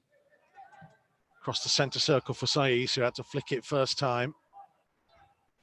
Neves for Saiz, back across the centre circle for Matinho. To Bolly. Wide for Traore, first time infield to Semedo. Back to Adama Traore, flicking it down the line. Semedo couldn't take it with him though. Masuaku's clearance blocked by Traore and out of play. And here comes Fabio Silva. Yeah, it looks like there might be a change in formation as well, I think. Just waiting for the board to be ready to show who is being replaced. And it's Adama Traore who is going off. Well, Neto's coming over to this near side, right-hand side for Wolves. Is he just going to play as the number 10 role just behind Fabio Silva and Jimenez? Looks like it. Yeah. So it's a slight change in formation. Well, Wolves' main attacking threat throughout most of the hour that we've played has come from Adama Traore. So it's a bold move. But Neto in that role helped Wolves to come from 2 down away at Southampton last season. They've got to try and do the same again. Yeah, we've just got to try and get him on the ball already. So, look, you can see him just having a look around, getting little pockets. Fabio Silva, Martinho, Saiz into the centre circle for Neves. Turning and trying to drill one wide for Semedo. Semedo's going to take it on here, putting it back to the edge of the box. Neto, Jimenez tried to take it off his own teammate, and it goes behind for a goal kick. Just didn't settle, did it? I think they got in the way of each other a little bit. Jimenez there and Neto. Semedo down this right-hand side. That's better. Taking it on his chest. He was looking up. Tried to pick that pass out. Yeah, they just got in each other's way a little bit, didn't they? By the running together, Salah just brought that extra defender across as well. It's almost why I say you want Jimenez just to stay in the penalty area, stay up on Ogbonna as Antonio is on Cody. Yeah, just stay. I've said many a time, and look, he works really hard for the team. He's brilliant at what he does. I just like him just between the posts. Just stay there. Fabio Silva's run again. Wolves wanted the free kick. Martin Atkinson didn't give anything. Semedo on halfway. Infield to Neves. Again, sliding challenge of Souček denied Fabio Silva. He's just got a touch on it, didn't he, Souček?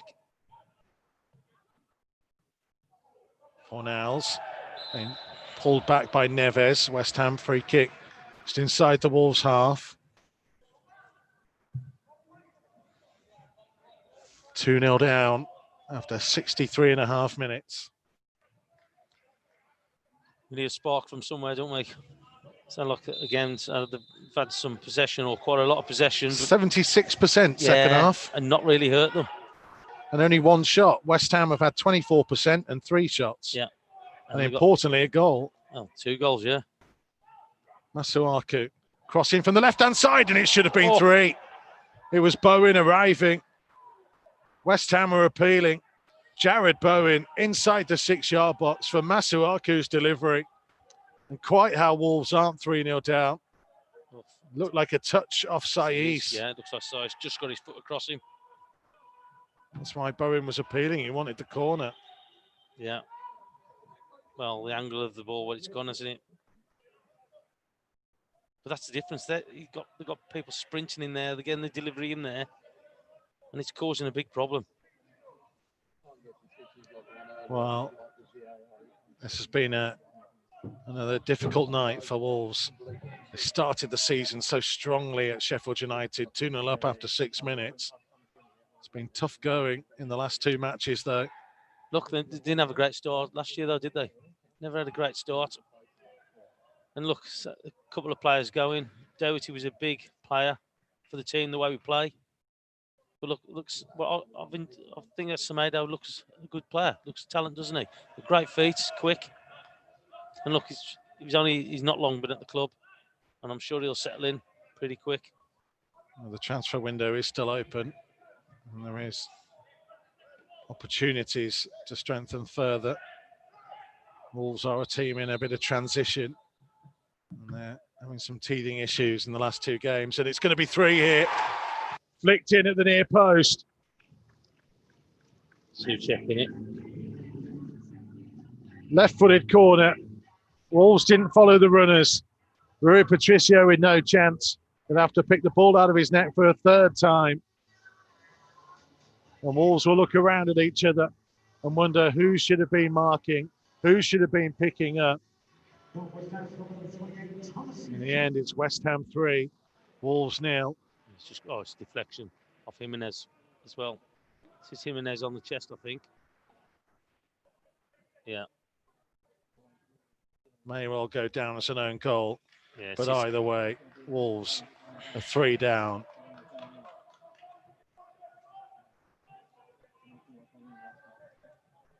And for the 2nd time in 3 games this season, it is 3 goals conceded. Issues to be worked on. Yeah, like you said, so like transition time at the minute. And teams are starting to change the football. Look, it just shows you how far we've come in such a short time. Teams changing the formation to set up against us. I know Chelsea did it last year, didn't they? But we bounced back after that. And they've done it tonight as well.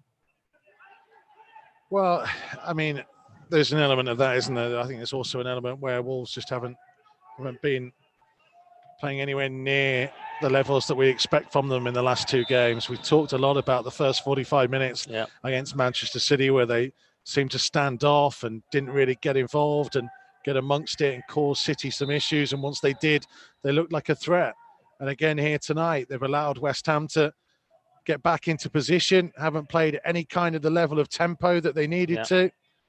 The movement of the ball is the thing. So, like, if you're going to just play slow and side to side, not going to hurt them, because all they're going to do is just shuffle across, get bodies there, make it difficult. And Antonio up front has done brilliantly for them, because they know he's that outlet for them and they can get forward. And Bowen's done that with the 2 goals he's got. There's Neves trying to lift it in towards Fabio Silva. Comes to him, left-hand side of the penalty area, but across came Johnson. Got the touch on it, and it is a West Ham throw. Came off Fabio Silva. Again, was pretty isolated in the penalty area there. Nuno in deep discussion with Rui Pedro Silva, his number 2. 22 minutes remain. The issue is you don't want it to get any worse. No. Do you get one back and give yourself at least a little bit of hope? Doesn't look like happening. You just look at them. We've got confidence now, just bombing forward West Ham. Runners everywhere. Funnels there, just coming across the line. Masuaku with a West Ham throw on the left-hand side. 30 yards or so from the Wolves' goal. Foot in allows Neto to try and bring it forwards to Fabio Silva, turning away from Souček and finding Vinagre. Infield to Saiz, now João Moutinho, base of the centre circle, turning and driving over the halfway line to Neves, wide to Semedo. Plays it off Fornals and a Wolves throw just over halfway. Bolly and Neves exchanging passes. Bolly back infield to Cody. Cody for Semedo. Back to Bolly. Wolves are very deep in their own half. Moutinho trying to get them moving. Semedo over the halfway line. Back infield to Moutinho. Neves in the centre circle. To Saiz. He's got Neto coming short. Goes back infield to Ruben Neves. Low across the centre circle again for Bolly.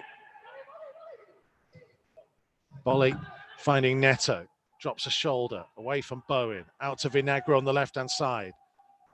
Vinagre at 10 yards from the corner flag. Couple of step-overs. Trying to get to the byline. Will have to turn back infield. Finds Neves. Lifts the ball all the way through the penalty area. And Fabianski claims it, but it was going wide anyway. Yeah. And you just saw a well-organised defence there, just shuffling across. Wolves having a lot of the possession, keeping it in front of them. But again, so not hurting them at all. Well, question has to be asked as well as the exertions of last season. How much did that play a part? Wolves didn't have a pre-season, any kind of warm-up for this campaign. Most of the players were on international duty when they returned for the week or so they had for build-up. Vinagre's cross into the danger zone by Bueno with a header away, throw in by the corner flag. Shouldn't make excuses though. No. There's enough quality out there to cause any team a problem in this league. And just at the minute we're not. Like you said, we had a great start against Sheffield United. Coutinho infield. Neves nodding it back to Cody, left-hand side of the centre circle. Let us know your thoughts. At Wolves, at Mikey Burrows on Twitter. Use the hashtag Wolves Live. Fabio Silva couldn't get hold of the ball. Antonio for Fornals. For Johnson. Closed down by Vinagre. It'll be a West Ham throw though. And I think we're going to see Vitinha coming on. Maybe Dendoncker as well.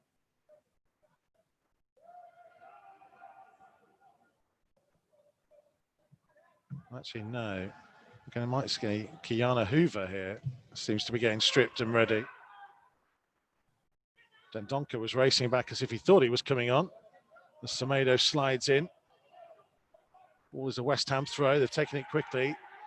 Semedo's got a bit of an issue. Yeah, he's pulled up, isn't he? He's limping. Rice wide for Masuaku. Infield away from Bolly too easily. Pulled back and Souček to strike it. It deflects and it's going to be Antonio's offside who loops the ball up in the air. So we're going to see a debut for Kiana Hoover. And it will be Vitinha coming on. Nelson Semedo's debut is at an end.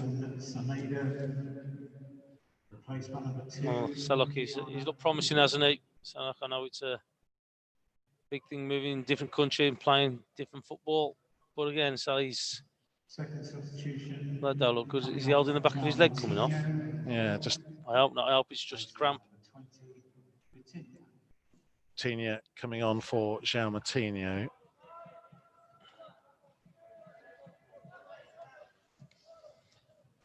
Well, the last 17 minutes or so, just see if we can get something out of it.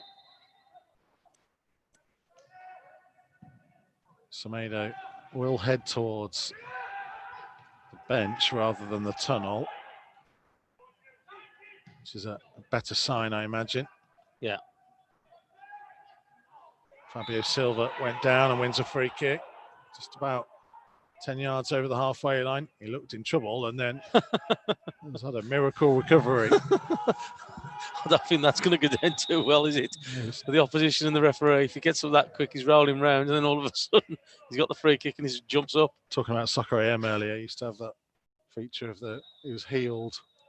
Hallelujah. You got to look for some kind of laugh when you're 3-0 down.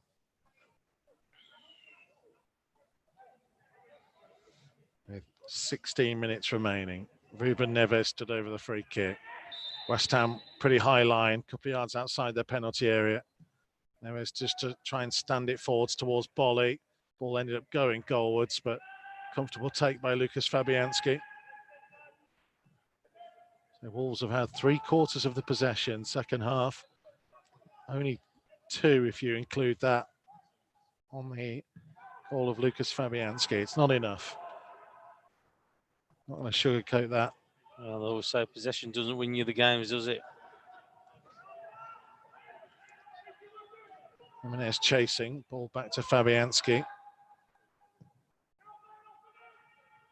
Say Man City had plenty of the ball against Wolves last Monday and they're far more of a threat than Wolves have been with all the ball here tonight. Last season, Wolves did a pretty good job of getting points against teams that sat in and defended against them, something they hadn't done in their first season back in the Premier League.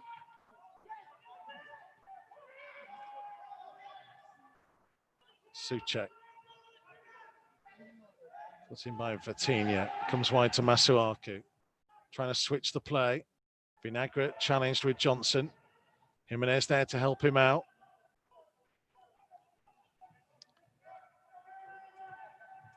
There'll be question marks over the team selection tonight. I don't think I'm alone in thinking that Leander Dendoncker probably should have started. You can let us know your thoughts on that or get the thoughts of Alex Rae and Chris Iwelumo after the final whistle.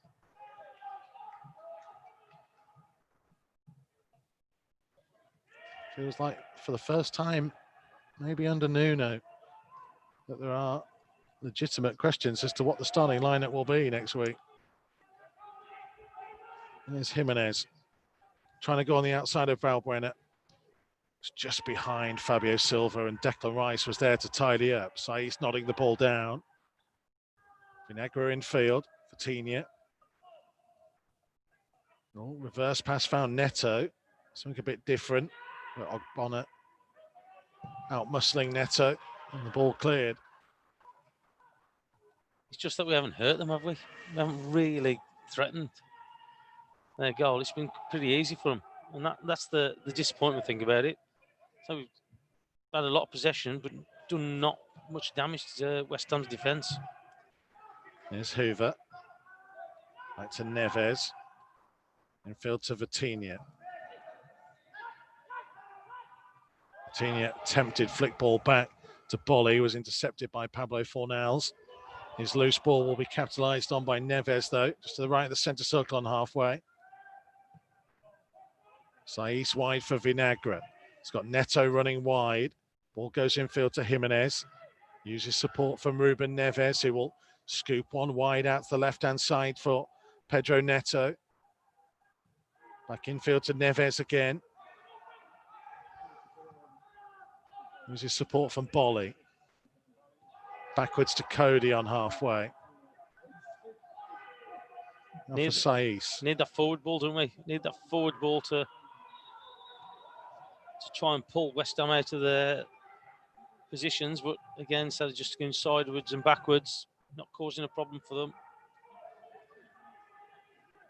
There's Vinagre looking to cross from deep towards Fabio Silva, who couldn't quite get anything really on it. All poor clearance straight to Kiana Hoover.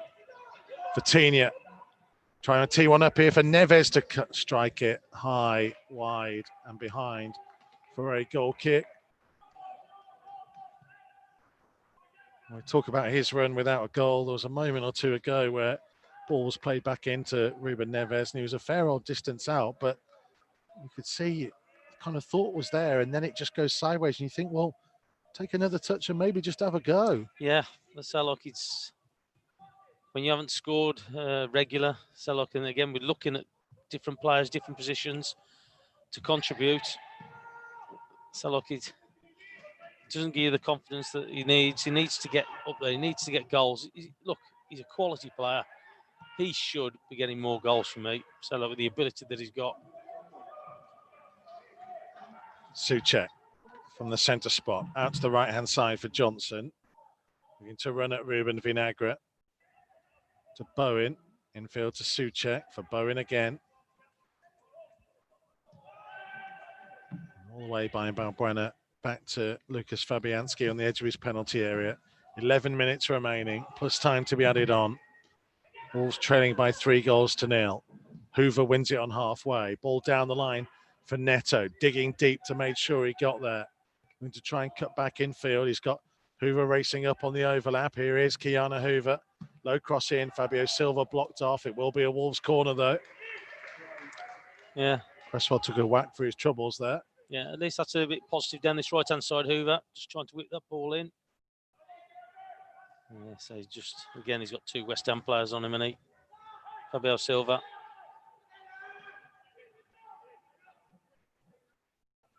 Neto's corner, left-footed from the right-hand side.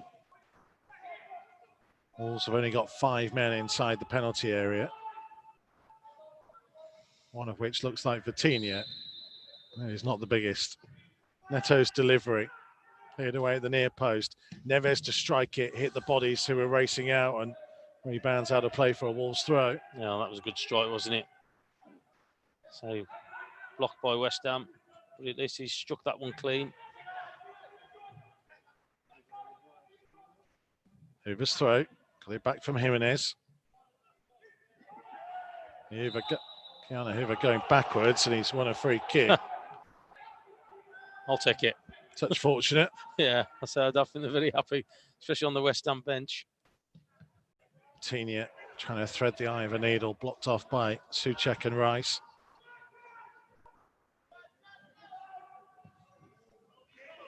Masuaku, infield for Thomas Souček.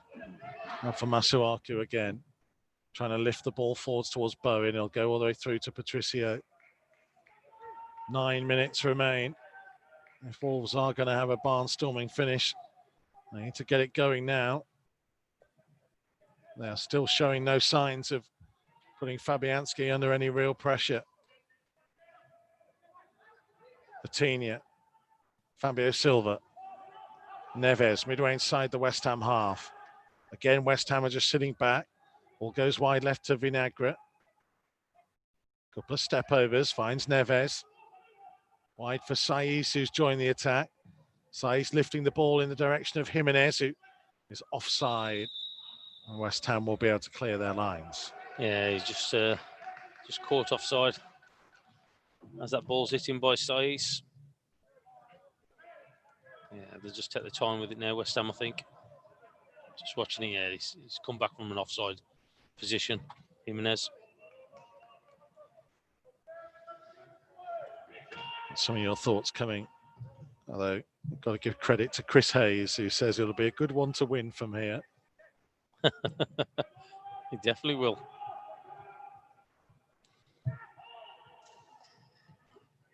Jimenez flicking the ball wide to Hoover.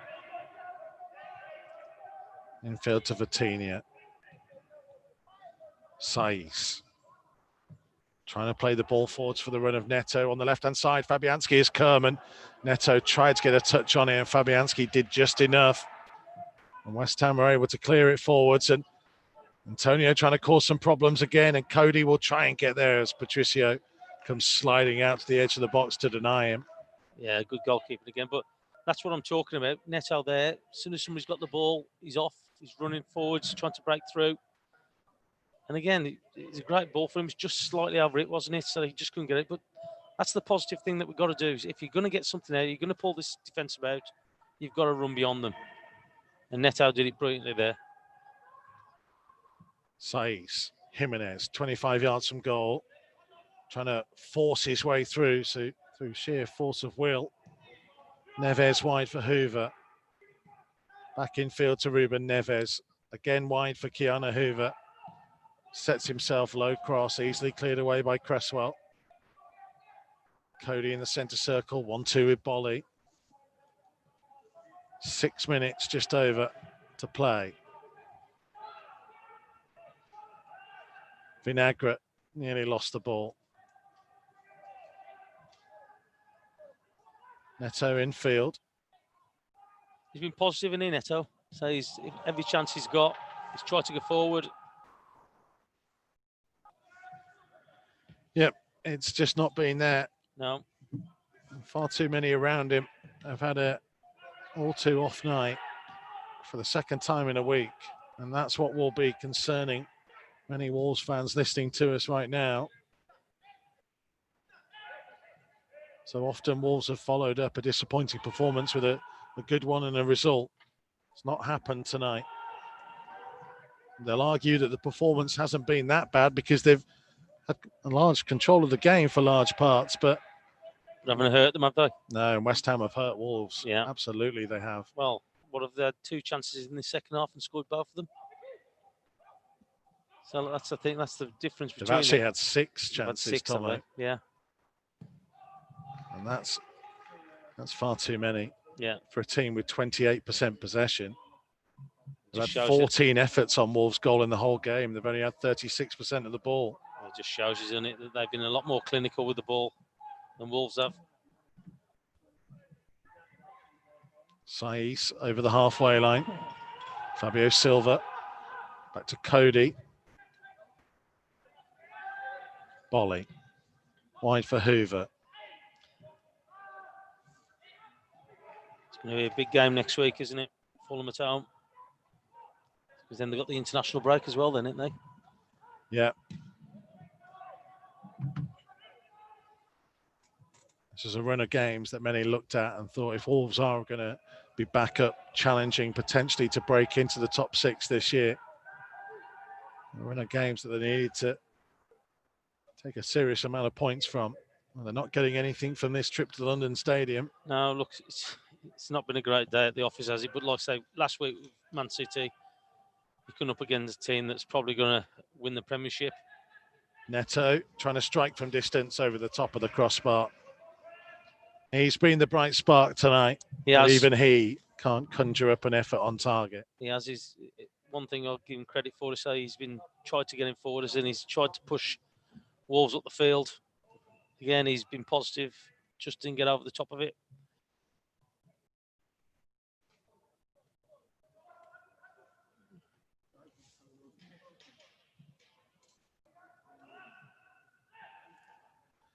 And West Ham are going to make a couple of changes. at the end of the game to see it through. 3.5 minutes still to play.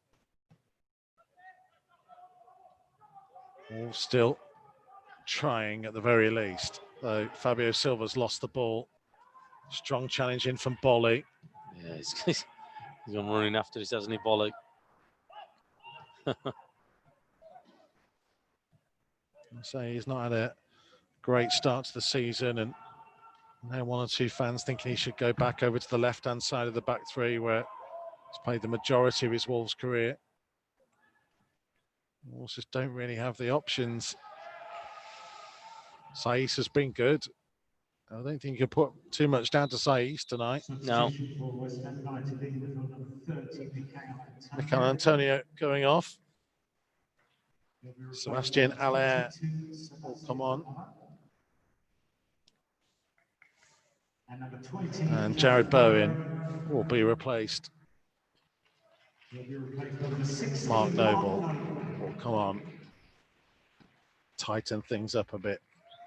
Not that they really need to be too worried about a Wolves 3-goal comeback inside the last 2 minutes. No, just watching the replay, Bowen's goal. His first and his second one. Right place at right time for the second one. Yeah, touch of fortune about it. But in reality, he was slap bang in the middle of Wolves' goal and he was first to the loose ball. First to react, wasn't he? Saiss's clearance. Declan Rice brings it down. Johnson, ball flicked in field.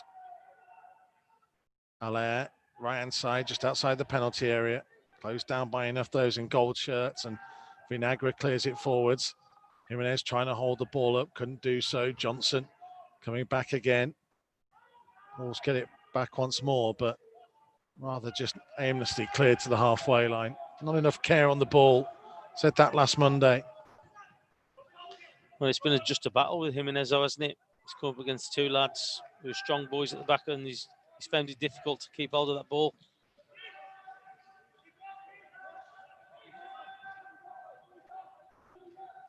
Cody for Saiss. Back infield to Cody. Into the final minute of the 90. Vitinha. Left for Ruben Neves. Infield to Cody. A short one for Vitinha. Out to the right hand side to Hoover. Vitinha back to Bolly. Hoover finding Cody. Vitinha once more. Out to the left hand side to Vinagre. For Balbuena. Here to Haller on the halfway line. Support here from Declan Rice. Flick forwards for the run of four now. Saiss across and Cody back to Bolly. Vinagre in field. Saiss. 4 minutes is going to be added on. Goal a minute. Can still win it. Yeah. Neto. There's a chance. There's always a chance. I mean, it's probably about 100 million to 1 by now, or further. There's always a chance. Just get one. Yeah. Just something to take from the game. Jimenez. Fabio Silva up towards the edge of the area. The left-hand side to Vinagre. Back infield to Ruben Neves. Neves trying to switch the play out to Hoover. Read by Masuaku, though. And West Ham have plenty of time to clear through Cresswell. Up to Haller. For now, strong challenge by Bolly. Noble will just jog the ball over the halfway line and towards the right.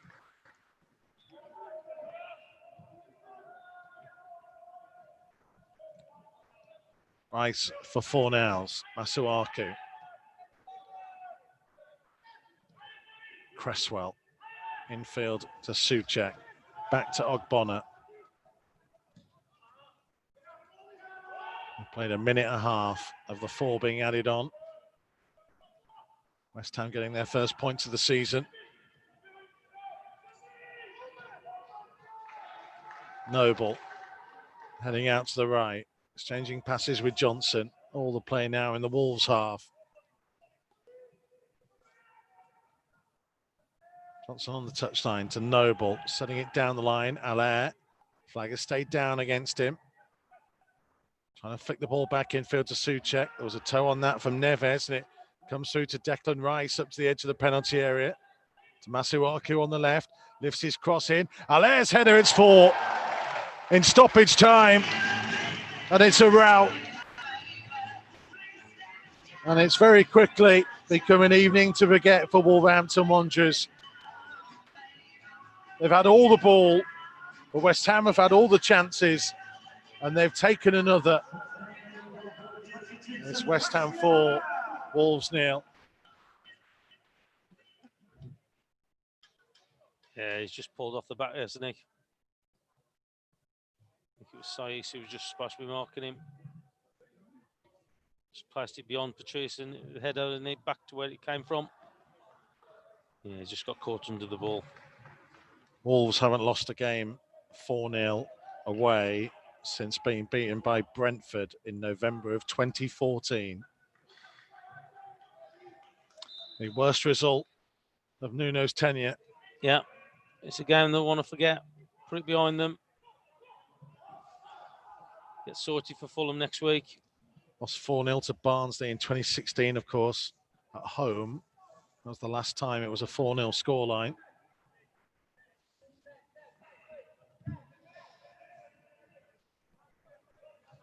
Nuno lost 4-1 at Villa, you might remember. Yeah. 2018, but this will not be one that will be looked back on fondly.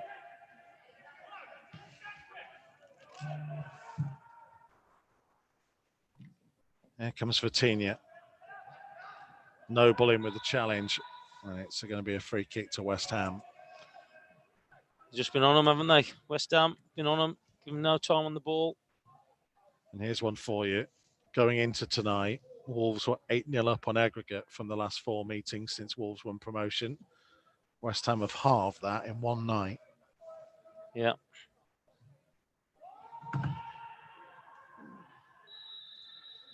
And there is the final whistle. And West Ham, without their manager being able to be here, have got their first win of the season. Wolves a second defeat in 3. And this one, very puzzling and very troubling. They had all of the ball in the game, but they didn't create enough chances. West Ham in front through Jared Bowen after 17 minutes. He got the second following up an effort that came back off the inside of the post just before the hour mark. Souček flicked in from a corner a couple of minutes later. Might have been a deflection off Raul Jimenez. And then late on in the game, Allaire's header made it 4. A lot to think on for Nuno and his staff. Well beaten at the London Stadium. It finished West Ham 4, Wolves 0.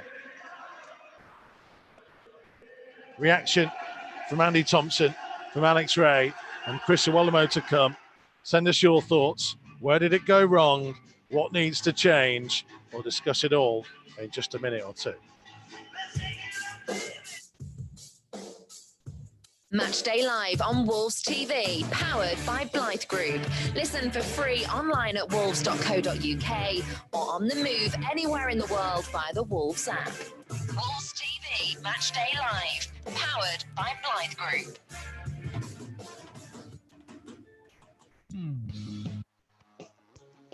This season, the Old Goal Club and Wolves TV Matchday Live are powered by Blythe Group, an industry-leading construction company and family-run business since 1982, driving investment and infrastructure across the UK. Blythe Group's mission is to provide an unrivaled service based on innovative, bespoke building solutions and comprehensive customer support.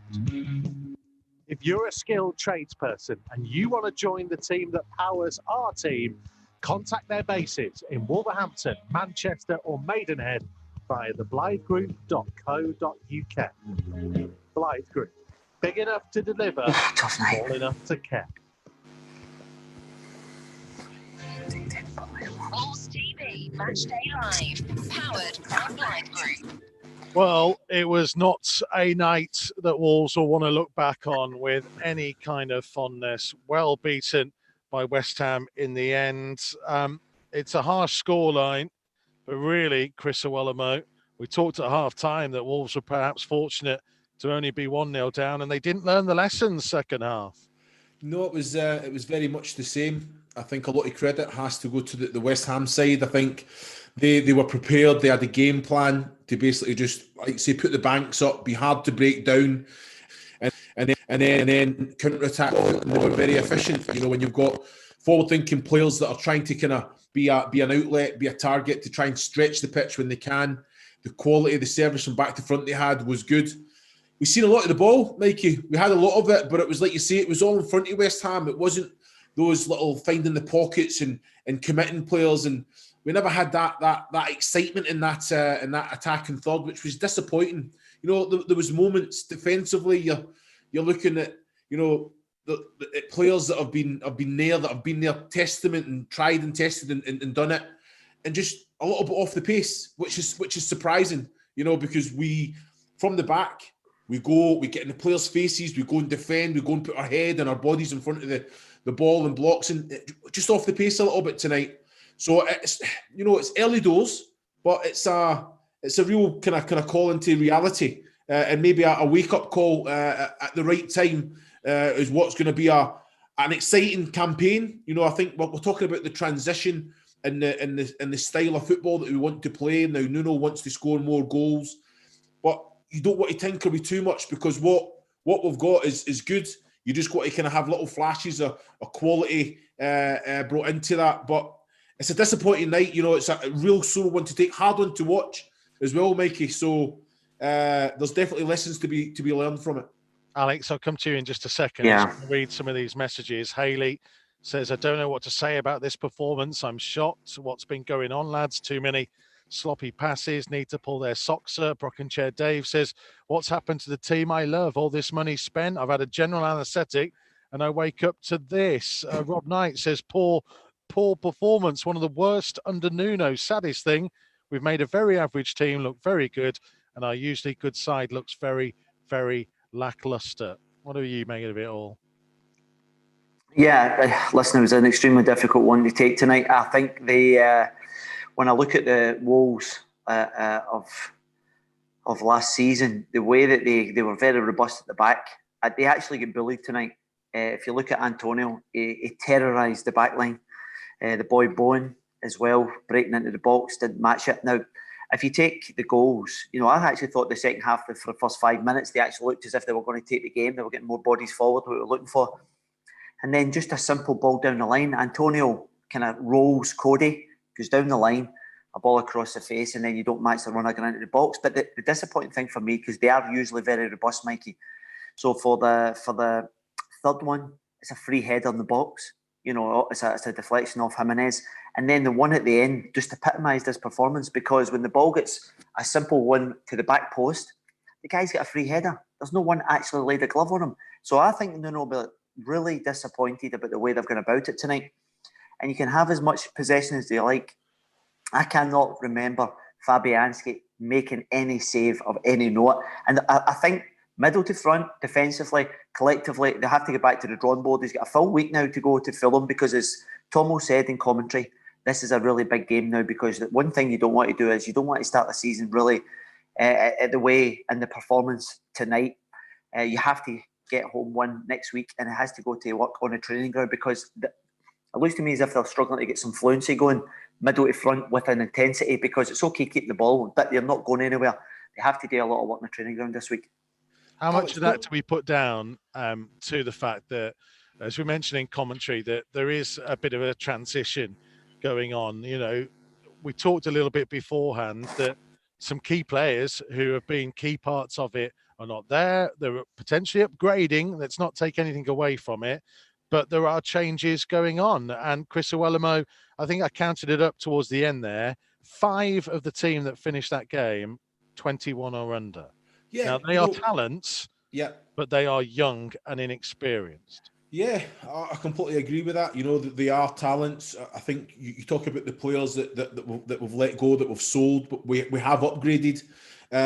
Another thing as well, an aspect and a dynamic is that we are favourites going into a lot of matches in the Premier League. So it's a game plan that's been worked very well from West Ham tonight to actually sit in, know that they're not going to see a lot of the ball, but when they've got it, they've got to be efficient with it. And I think Wolves will come up against a lot of teams that have a lot of respect for the way that we play, the way that Nuno wants the boys to go out and perform, and try and stop us from having that fluency. And tonight, it was really evident that it causes us real issues when a team just sets up, come on then, break us down, and then we'll try and pick you off.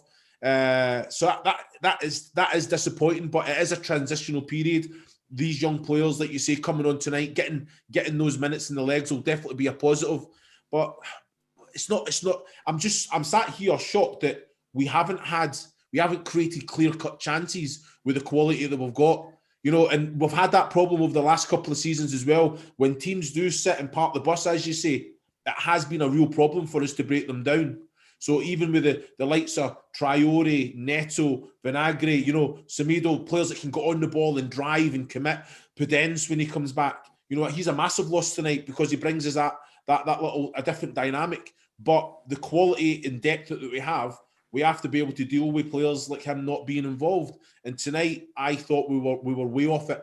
And you read a message out there saying an average West Ham.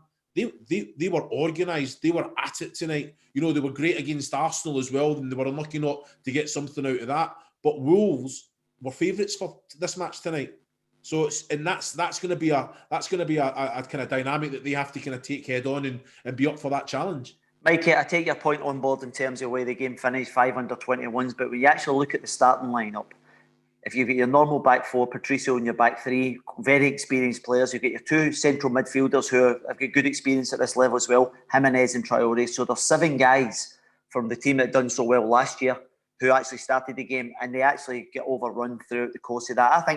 I think they looked as if it was an interesting point that they were making in terms of the pre-season, you know, having that 1 week organisation. They actually looked dead on their feet at times. Now, I know that visually that sometimes happens when you're so many goals down, 2 or 3 down, just chasing shadows. But they just didn't look at it as a team tonight. Whereas I looked at West Ham, they looked very organised. And it's interesting because they did to Wolves tonight what they normally did the whole of the last couple of years. You know, the 3-4-3, very well organised, just get bodies behind the ball very quickly and working towards a shape. I didn't see that tonight with Wolves. Well, you just look at that as well. The first half of Man City, and I think majority of the game tonight, we just off them. They're allowed to play the ball forward with no massive pressure on them. And you know yourself, if you've got time and space on the ball, you can start to pick that pass out. And they get finding Antonio, who caused us a problem. Yeah. We've got to pick up the pace when we lose the ball. Can we win it back early? Because that was one of the things that we did really well in the last couple of years is to win that ball early, try and get it back. So we're higher up the pitch. But at the moment, we're just not doing it. So the Man City first half typified that, where we was about a yard and a half away from them. And again tonight, we didn't really put any pressure on them, and they were able to pick the passes, and they got the 4 goals for it. Have we stumbled across this? You know, listen, we're not going to sit here and make mistakes. That's not make excuses. That's not what we do. But you know, it is a case worth making that these boys had 2 weeks off from a season that lasted 59 games. Yeah, and then some of them went off to play international games, so they didn't actually get to do any of that kind of fitness pre-season work. They didn't play any games. They didn't get to kind of work on the new shape with integrating new players. Is that why? Is it a fitness issue, Looms? Is that a kind of a key part of it at the minute, that the mind is willing perhaps, but for some of them, the legs aren't quite there right now? It's a great point, Mikey. You know, I think, like you say, it was only a couple of days, wasn't it, before the Sheffield United game that Nuno and the staff had with the full group. So, and you know what, then adrenaline and the excitement, it's a new campaign, the way that he started that match. But you've got to remember, Sheffield United had a lot of the ball in that match. It was the first 6 minutes, we blew them away and we actually done enough. And then it's basically just sitting in and being organised, hard to break down. But it's just, as Alex already alluded to, it's just the simple basics that you expect. You know, Tomo as well. You're saying picking up, you got to win second balls. We got to defend well. You know, going, kind of be on the front foot, and that's we were a little bit off it. But that does, you know, the mental side of it. You know, emotionally and kind of mentally drained for what was a real long season that's went on. 2 weeks off is probably enough that the body takes to kind of have that recover. But then you need to start your fitness, which is usually a 6-week process. And even then, you're still finding your feet when you have a full pre-season under the belt. So fitness does come into it. And I know Nuno will say no excuses, everyone's on the same, but you have to look at that. But the recovery, what the players, how they get looked after is very, very well. But are we talking more about their mental fitness, I guess? Yeah, more than I think we are. the physical fitness, maybe. I think it's a bit of both, though, isn't it? Yeah. You know yourself. So, like, you can feel like, oh, I can run, but you got that sharpness, which is in your head, that you lose a little bit. You're watching them close down. It just seems like it's an afterthought at the moment, rather when we've seen them like the last few seasons where it's instinctive, it's sharp, it's closing people down, putting pressure on them, and that's from the front all the way back. And again, it's. Look, we've got to be careful we don't get carried away. It's 3 games in, and I said, like, they brought in some new players, some young talent, and look, they've got to take time to settle in. But again, so look, we've got a chance to do it at the weekend, and we've got to make sure that we do it. So we've got to compete with them. That's the biggest thing for me. I think we just got to compete and look, have faith in them because they'll come good. They're quality players. There's no doubt about it. Yeah, for me, Mikey, I was just about to say that I think that's the importance of this week, because it's a case of what do you actually do? Do you actually give them a day or two off just to try and recover? Do you then go back in and do tactical stuff? Do you do a little bit on the legs? And Nuno will know exactly what they're actually needing. Because the thing is, they actually have to do a bit of everything. So whether it's a bit of fitness, whether it's a bit of tactical, and then try and get it some sort of cohesion. Because as I said, it's okay keeping the ball, but you actually have to have phases of play that are going to carve people open. Last couple of minutes then, let's look ahead to next weekend. I guess kind of, Alex, I'll come to you first on this. What do you do to change it? Selection-wise, we talked a lot of time about the midfield. Yeah. Is that the one area that he will look towards and maybe go, does he need to get Dendoncker in there? I think he may well go for a little bit more power in there, and I think it would probably be Moutinho who may well pay the price there, because you need a wee bit more power and strength. Someone who's going to drive with the ball as well, who can actually run beyond the midfield with the ball and also break into the box, a threat from there. So what that does is it gets their midfield going the other way rather than just sitting there in banks of 4. In terms of the fullback areas, I don't think he's got too many more options. I think Semedo and Vinagre are his options. And when you actually look at his options up front as well, he doesn't have a great deal. And I know there's a 1 week to go to I think it's 1 week Monday for the transfer window. I would like to see 1 or 2 more additions as well. Just trying to bolster that squad because it's a long season. I have to totally agree. You look at what Dendoncker brings as well. That energy. He does get into the box. He gets in great positions that he can actually put the ball in the back of the net as well. Again, I think the recruitment is massive. I think they will be looking, but it has to be the right personnel to come in, not just to give that squad the depth, but it has to be the quality to fit into the way that Nuno wants to play. And I think he's got that basically spot on as far as we go so far. But still, it is looking a little bit light, definitely in those attacking areas. Yeah, and he's got to be a player that he brings in that's ready for the first team as well, though, hasn't he? Yeah. So he's got to bring somebody in who can actually push the players that are actually in the starting 11, push them for their place, and that's the thing that he's got to do. Look, the recruitment's been brilliant, what they've had so far and what they've done. But again, I'm sure it's tough to take from this evening by all the players and the management staff, but I'm sure they'll bounce back. So we've got faith in them.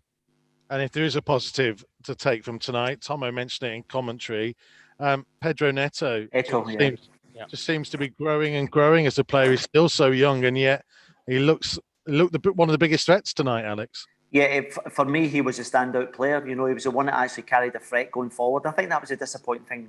Traore, Jimenez never got a great deal of service. But you have to say, Neto, for one so young, he was always trying to be positive, drive forward, give and go around about the edge of the box, getting shots off. But, you just need a lot more players to contribute, because otherwise, if you're relying on one player, it becomes a difficult night, Mikey. Okay, Boys, really appreciate your time tonight. Thank you very much for being with us. Chris Iwelumo, Andy Thompson and Alex Rae. Always good to see you. Hopefully next time we see you, it'll be in better circumstances and a better performance and results. Don't forget Wolves TV. We have the under-23s in action for you tomorrow afternoon from the Agba Stadium in Kidderminster. Join me for that from just before 2 o'clock to see that. And then, of course, it's the first team in action against Fulham next weekend. Whatever you're doing, try and enjoy your week. We'll see you all again soon.